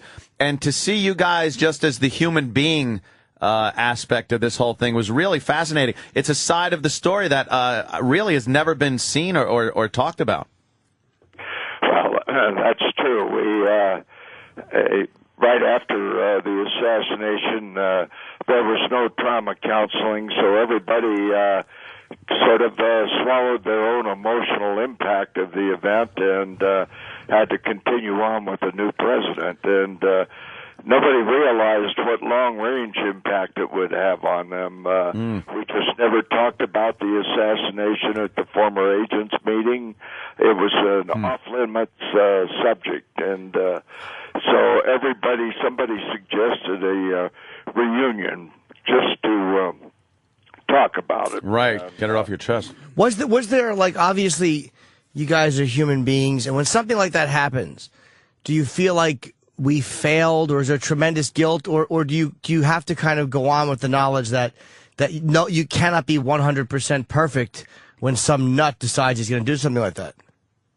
Well, that's what we tried to relay in the book. When we were a very confident group, but a realistic group, and but there are not very many jobs you can be 100% failure at, and when you lose a president, you're 100% failure, and that just sticks with you over the period of time. Gerald, there's all these questions too, like that Kennedy didn't ride. I know he didn't want to ride with a bubble top because I think he didn't want to be seen as weak or uncomfortable, especially in the South. Could you guys have overridden him as his protectors, or basically is it his word was final? No, his word was basically final. I think in most cases the president's word is final. What you try to do is to explain to them when they have a threat that it's probably time to cover up. But President Kennedy insisted that the top be off the car in a parade situation, and that the only time they wanted a hard top on is the bubble top was in case it was raining or the wind was blowing and it might must Mrs. Kennedy's hair. Why did they take, and this is just a curiosity question, I'm not, I used to believe in a conspiracy, I no longer do. Why did they take that final turn down that and go past the Stemmons freeway, so I'm guessing down Elm? Why did they decide to do that? Well, because it's the only way you can get to the location of the next venue, the Legend. Okay. If they had gone down Main Street, there's a barrier between the two areas that the car can't jump. And so in order to go on the Stemmons Freeway, you have to go that way. And it's still that way today. Anybody that wants to get on the Stemmons Freeway has to go that way. Huh.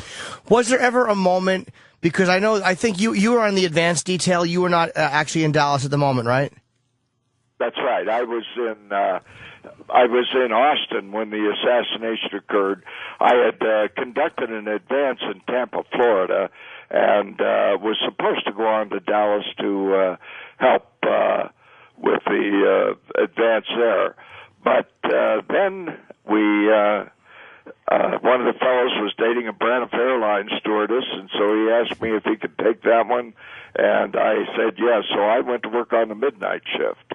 And we were in Fort Worth and left Fort Worth that morning, flew to Austin, and I'd been asleep for about 5 minutes when somebody banged on the door, said the boss was hit.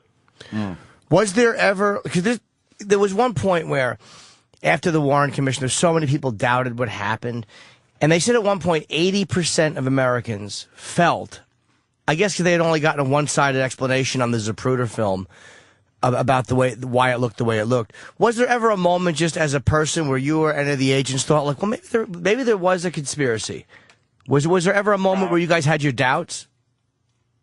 Where we had our doubts about it being a conspiracy? Yeah, meaning, was there ever moments where you thought, like, maybe the Warren Commission, not even dishonest, but made a mistake or was wrong and there was more than one gunman? Well, when it first started, we had no idea what the story was, and you have to wait until everything is investigated and all the agents put their reports together, and you take the steps one by one before you draw your conclusion. And based upon all the reports that we had to put together and all the reports we saw, and when the final Warren Commission report came out, the agents were satisfied that was the case. Maybe a few had a doubt, but they made a couple of mistakes. They should have called the driver of the follow-up car and the shift leader of the follow-up car, because the follow-up car follows the president's car by about 5 feet. And the driver of the car, the follow-up car, keeps his eye on that car at all times because, he doesn't want to make a slip-up if there's a sudden stop. Right. Well, he saw all 3 bullets hit their mark. And so did Emory Roberts, the shift leader, saw them. But they never called them. I guess they felt they had enough evidence. But that would have simplified a lot of things, especially, the magic bullet and the rest of it. The first shot missed. The president. Mm-hmm. Do you mean the first shot missed? Governor Conley, and the third shot was a fatal shot to the president. Sir, I think I just maybe the first shot missed and actually hit the curb, and a piece of curb hit this guy James Tague in the cheek. The 2 shots. Do you mean the second and third shot? That isn't fact. I think a particle of the bullet may have hit the curb, but the shot that. The first shot hit the president because Clint Hill was on the left running board, and when he heard the first explosion, his head turned around to look at the direction where it came, and he saw President Kennedy grasp at his throat and fall into towards Mrs. Kennedy. I think, and I believe me, I certainly don't want to debate somebody in that line of work, but I think that the first shot, I think JFK and all of them heard and thought it was a car backfiring. I thought it was the second shot that hit Kennedy, and that's when he grabbed his throat. And the reason the magic first shot. All right. Well, we have a big. I think that you're mistaken, but I don't think you're being dishonest. I think you're mistaken. What's that? He knows the deal. No, I think that the first one missed, but I'm not a conspiracy guy. I actually believe. Yeah, mainly because the explosion went, and Clint immediately turned his head and saw the president put his hand to his throat. Clint jumped off the car and started running and didn't even hear the second shot because he was so occupied in it. And he arrived at the car too late because the third shot hit. So that was the sequence of the bullets. Wow. That's something I haven't heard before. Yeah, I've honestly never heard that. I've always been under the impression that the first shot, because they took, I believe it's in the National Archives. They took. You watch the Zapruder film at natural speed, not slowed down to try to create, what could have happened, what might have happened, or some theory.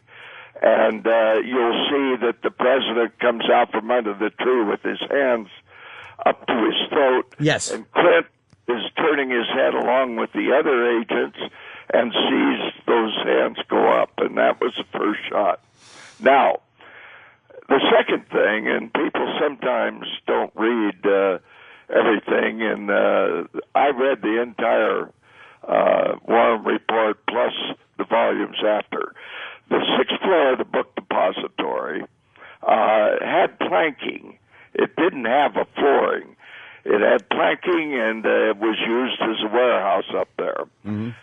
Lee Harvey Oswald built a sniper's nest on that floor.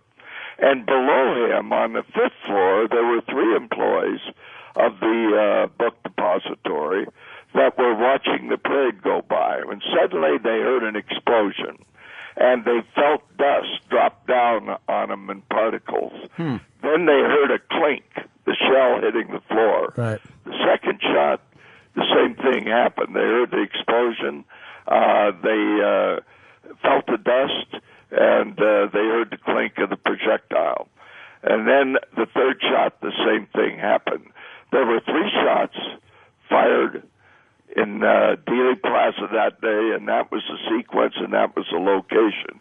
They were found by the investigators, marked with chalk in the outline, and submitted as evidence. Yes, and I think it was Oswald who did the shooting. And again, the more I've read about it, the more I have gone against the conspiracy theorists and believe that it actually was just Lee Harvey Oswald, who was a better shot than anybody gave him credit for, especially, Groden and all these conspiracy guys. Oswald was a better shot. But this is the first time I've ever heard. Have you been to Dallas at the 6th floor depository? Yes, I've gone there the once.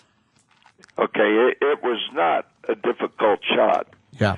And the operation of the rifle, Lee Harvey Oswald tried to shoot General Walker a few weeks or month or so before President Kennedy came to Dallas, and he missed him with the rifle. With that, Lee Harvey Oswald went out and practiced, and he came back, and it was not a difficult shot because he had a sling to steady the rifle, and all he had to do with the direction of the Elm Street down to the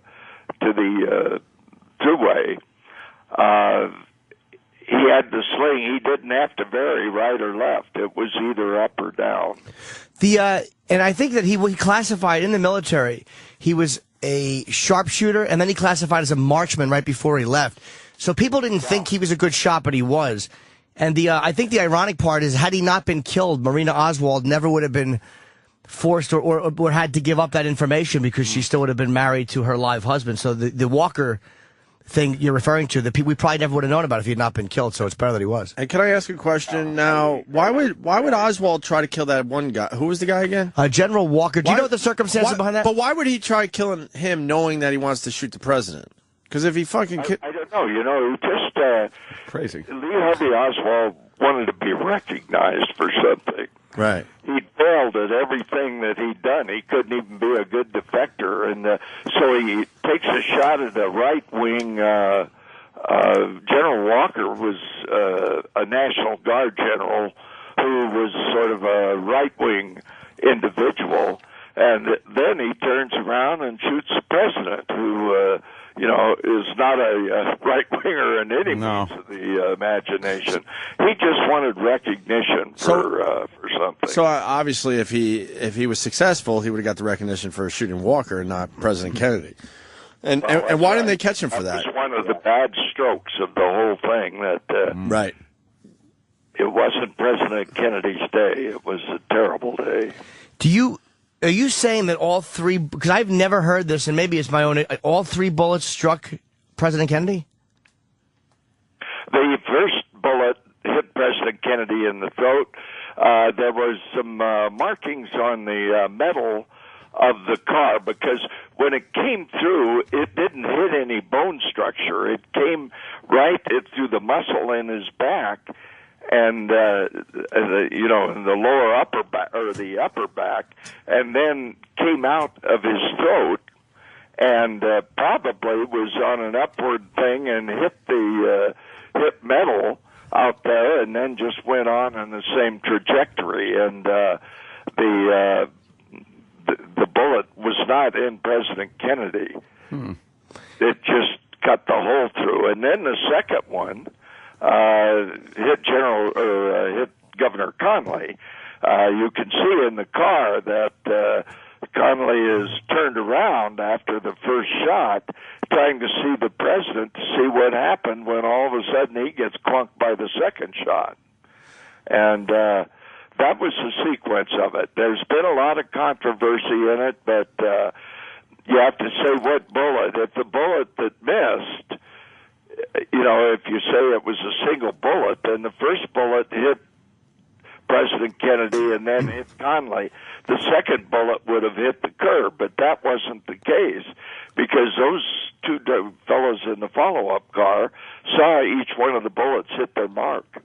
Okay, see, I've never heard that. How the fragment got to the curb, I don't know, but it was after it hit something. Did any, and again, I'm asking you out of honest curiosity, did any medical, I know at Parkland Memorial they weren't 100% sure what happened, because again, they were just trying to, I guess at one point, resuscitate the president. Has any medical, doctors or professionals said that all three hit him? I was never aware of that. Well, there was always controversy on it, but there's been analysis of the bullet fragments that were in the governor, and of course there were fragments for the third shot too that hit in, and all of the fragments came from the rifle. So it, I guess it's one thing that could still be a mystery, but based upon the site of the agents that were there on the ground. It was 1, 2, and 3. JFK, Governor Conley, and JFK. Oh, and where was the first bullet found? They did find it, but it wasn't. You said it wasn't in the president. Where was it? Well, that's what I'm stating. After it hit the president and went through, and it's hard to tell where the projectile went after that. It could have, gone out to the curb over there because it hit him back, and the president, is sitting almost as high as the front of the car, and in the front seat. So if it went up the trajected area and say hit the metal of the car, it could have gone down and hit the curb. But that's one of those questions. But whether it was one or the other, the rifle that fired it was the one that Oswald had. Yeah, I think that he was the assassin. I just never heard. This is the first time I've ever heard that actually 3 bullets hit. And the Kennedy, not 2. The Secret Service that were with Kennedy on that day all say that they heard the shot come from behind them and above them. So it really does kind of say one guy. And there are pictures on the grassy knoll too that show everybody looking back towards the book depository until all panic broke out. About the time the second and the third shot came, they were just heading for cover or couldn't quite comprehend what was going on. How were you able to move on to Lyndon Johnson after JFK, and how were you different with Johnson than you were with Kennedy? Well, we weren't different. It was a different personality, and we still had the same resources, and it was just a matter of, my golly, we lost one, we're sure not going to lose another one. Now that must have been on your... hours of overtime increased. We averaged 60, probably about 70 hours a month overtime. For which it was gratis. We didn't get paid for that. We made about $5,000 a year. Righteous bucks. And added up to about $1.80 an hour of working. And that overtime, after you work 16, 17 hours a day, the only people you can unwind with are your buddies, your fellow agents, because you just don't talk with other people. So we just, as a group, just felt we'd really failed, and so we weren't going to fail again. But, did you think you were going to lose your job and not go on to Lyndon Johnson? Was that ever on any of the agents' minds? No, I don't. What they were concerned about, the agents, they thought maybe the FBI might take over the protection, but then the reality of that is that you wouldn't. That's like putting a palace guard in, and that's not really a healthy thing to do. Oh, right, true. Yeah. See, we had in 1963, we had about 330 agents. We had 36 agents on the detail, and then they had 4 or 5 agents with Mrs. Kennedy and the kids. So we only had enough agents to have about 5 agents around the president at any one time. And that today they have 3,700 agents. Yeah, that's... They have a budget of $1.6 billion, and yet what we tried to say in the book is you cannot be 100% sure, because today they have sniper rifles that are accurate with headshots at over a mile, and you have now the extreme radical, suicidal type of individuals who present, again, another problem. So, you always have that little gap that you can't answer. And now it just seems like a president doesn't mind being seen completely protected, or I don't think a lot of presidents would worry About, because again, I know JFK didn't want to look a certain way in the South. I think most presidents today wouldn't be concerned with the appearances. Yeah, that's certainly not. As opposed, because like you said, there's so many new dangers to to assassinating a president with the high-powered stuff they have, and there's so many places to hide things, and it's a different world. Didn't the House Assassinations Committee? It really is a different world in that.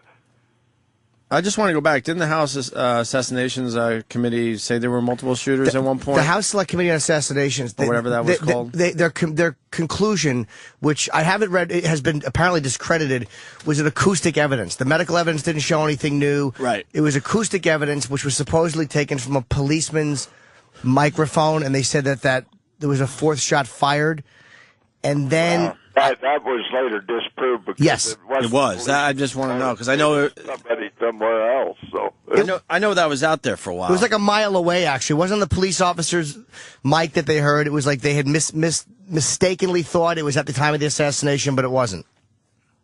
Yeah, it was one of those things. Let me comment about because of my concern of this is that a conspiracy never lasts more than 60 days. Any good investigator will tell you that. Here it's been 47 years, and there's not been one solid piece of evidence that this was a conspiracy. But yet the theories come out, and when the theories got to the place, they were accusing the driver of turning around and shooting President Kennedy, and if you look at the Zapruder film, had it been the driver, he'd have shot Mrs. Kennedy right in the back of the head because her face was directly in front of the president's when the third shot hit him. Well, that's just idiocy, the conspiracy theorists. They say he did it. Well, that didn't happen. Then they said that a fellow in the follow-up car manning the AR-15 rifle stood up and fell back, and the rifle went off and hit the president. I shot Marvin in the face. Later found a film that showed he wasn't even out of the seat all the way when the third shot hit. And if he'd have been the one that shot the president, it would have gone right between Kenny O'Donnell and Dave Powers, the president's closest friend, and it would have had to go through the windshield of the follow-up car. So that just didn't happen. But yet, the fellow that was accused of that thought it was so ridiculous he didn't do anything, and then he started becoming concerned because the public was starting to believe that was fact. So he went in, and the judge said, "I'm sorry you missed, the timing on this. You should have filed before."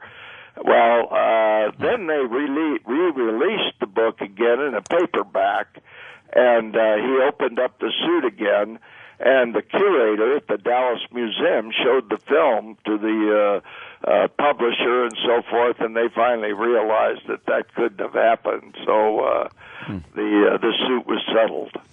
Yeah, some of the anyone that thought the Secret Service was in on it was just idiotic. There was a reflection. I know the driver. There's a reflection when he looks back. If you want to believe it, you go, "Oh, that looks." But if you look closer, it's a reflection of some sort. It's obviously. To think that would happen, that the driver would turn around in the motorcade as opposed to the hotel. Yeah. It's just childish conspiracy theorists. And all those guys were questioned, Jimmy? Yeah, of course they were. Wasn't there a rumor that they were stripped naked or something? What, a strip search? Was there a strip search? There are a lot of people, if you go in on the Internet and start reading all the different theories, and see what really concerns me about this is that was the end of the age of innocence, because every president before President Kennedy had been assassinated by a lone individual. Every individual since President Kennedy has been confronted or an attempted assassination by a single individual. Mm-hmm. So why does President Kennedy's have to be a conspiracy? Yeah.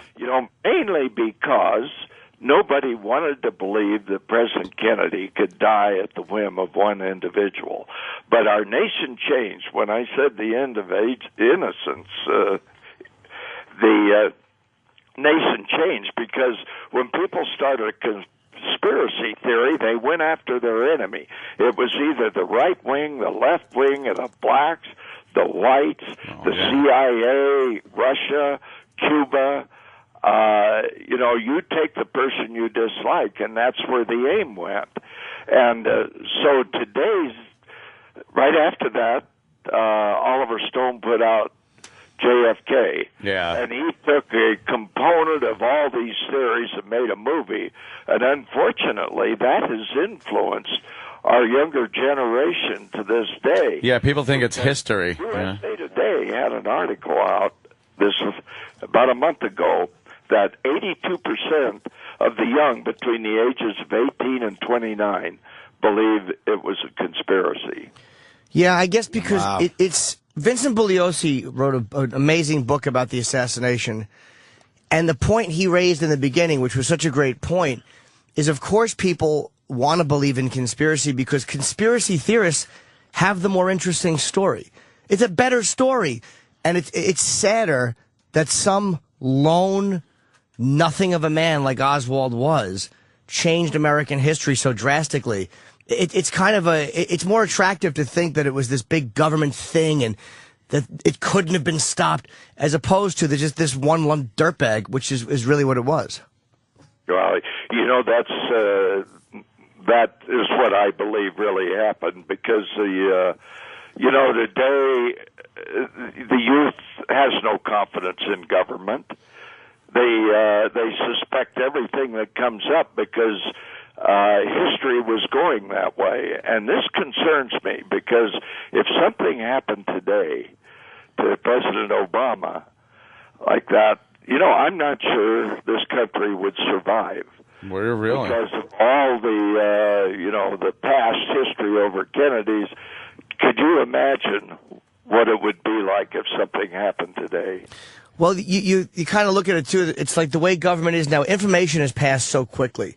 You can't keep real secrets anymore because of the Internet, and because of texting, and because of all these fast, immediate ways of the whole country knowing something at once. And a lot of times the government has kind of made their own case worse by little stupid things they cover up, like, of course, 9/11, we all know what happened. It was Muslim extremists. But then they classify certain things, like the plane going towards the Pentagon. There's certain photos, which I think clearly shows it's an aircraft. Mm-hmm. Why do they classify something like a few frames of the plane about to hit the Pentagon? I don't understand why they classify that. It's like they make themselves suspicious when they don't need to.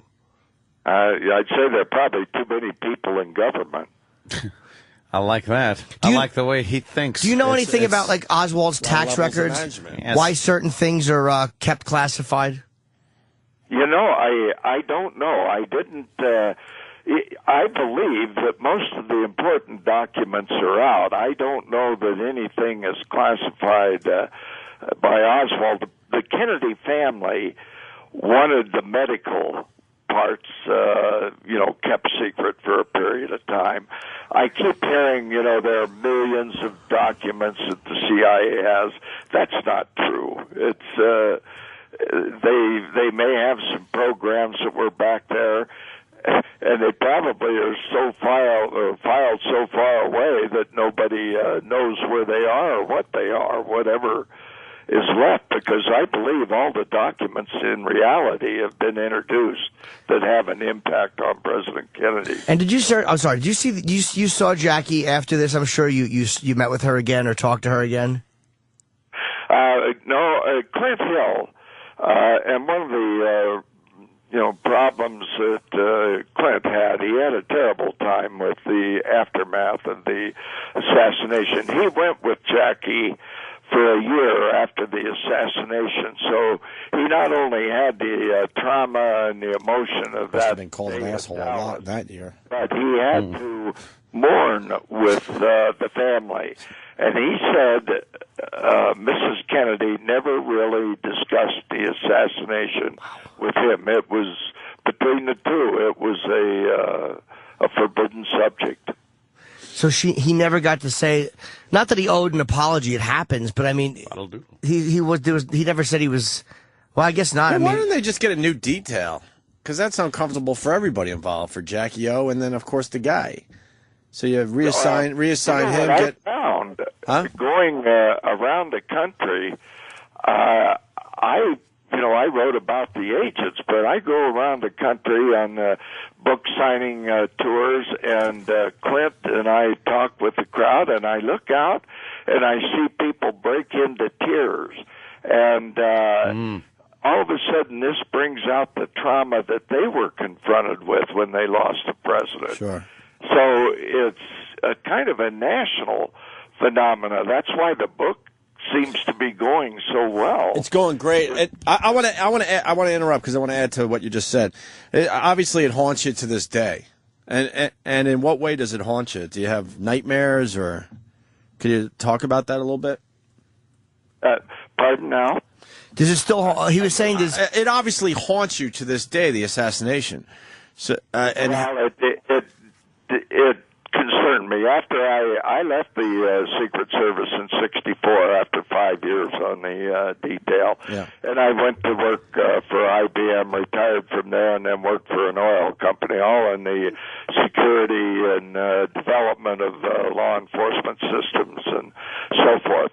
In working for the oil system, I was over in Algeria while the fundamentalist war was going on, and I saw people beheaded. I've seen my share of bloodshed. I served in Korea, and I had a lot of close calls myself. But the one thing I could not resolve was President Kennedy's death. It was such a waste that. So that's when I started, especially when I saw they were accusing the agents who just loved President Kennedy, and that's preposterous to think that they would have been in on it. Sure. Do you, when you see a president's personal life that close up, I'm sure you witness a lot of things that the public will never be privy to. Oh, well, we have on our commission book, Worthy of Trust and Confidence. And the guideline that every agent should operate on is that you do not discuss with anybody the first family's life. And you try to give them total leadway in the evening, so when they retire to their quarters, they have absolute privacy. You know, what goes on is their business at that time. And so every agent has that requirement to not talk about the first family. What do you do, and this would be any agent with any president, when you hear the first couple, whoever they are, having some sort of an intensely personal argument or an uncomfortable moment? I mean, do you stay there, or because it is your job, or do you back out? What is the protocol when something that's obviously personal between a couple is happening, but yet you're still guarding the president? What would you do? Would you back out of that? Well, you give leadway.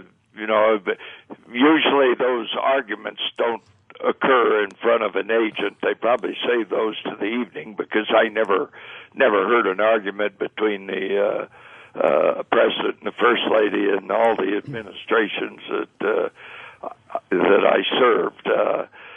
But I've heard stories since then, but not nothing like that. It's their private life, sure. And it remains that way. If a president were to have indiscretions, presidents are men and they think like men, I'm sure. And an agent obviously has to be with the president because he's protecting him. I mean, does the president, you think, say anything to the agent, like, keep this quiet, or does he just kind of go on and live his life and assume that the agent will not say anything about things that he should not say things about? Well, the agent should not say things about it. If a visitor comes in, somebody may have a suspicion as such, but they don't know, because the president's in his quarters or he's in a hotel room, and there's never an agent in the hotel room, and there's never an agent in the living quarters. So, it would be speculation, and speculation is not a thing that you talk about. Is it harder for you if you get to know the people? Do they recommend that when you're guarding presidents that you don't get to know them as well because it may be harder to protect somebody that you don't like? No, that depends on the personality of the president. President Eisenhower, who left office with about a 60-65% approval rating, never rode in an open-top car. Of course, it was towards the end of his administration. He didn't rush into crowds to shake hands with people because he didn't need to. And he didn't have a narcissistic bone in his body. He was just he was a general, and we all admired the daylights out of him. We probably had a 95% confidence factor. When we took over President Kennedy, it took some adjustment at first because he, if you left the keys in the car, he'd liable to go over and jump in and try to drive off. Well, we worked through that, but we were called agent by President Eisenhower. The first thing President Kennedy would do is come up and say, "What's your name?" And so he'd ask your name, and a couple of weeks later he'd come by, "How many children do you have, and what are their names?" And then, if he wasn't in an affair state, he'd stop by the post and start talking with you. We'd never seen that before. But he also, his political style was to be with the people, and in a democracy, that seems to have been the trend ever since then. You got to be out among the people, and that seems to be the way you win the presidency. That exposure gave us probably a 70% confidence factor. We knew the vulnerability was there. We didn't have the resources and neither manpower or technology. We were the pre-technology agents. We operated by hand signals.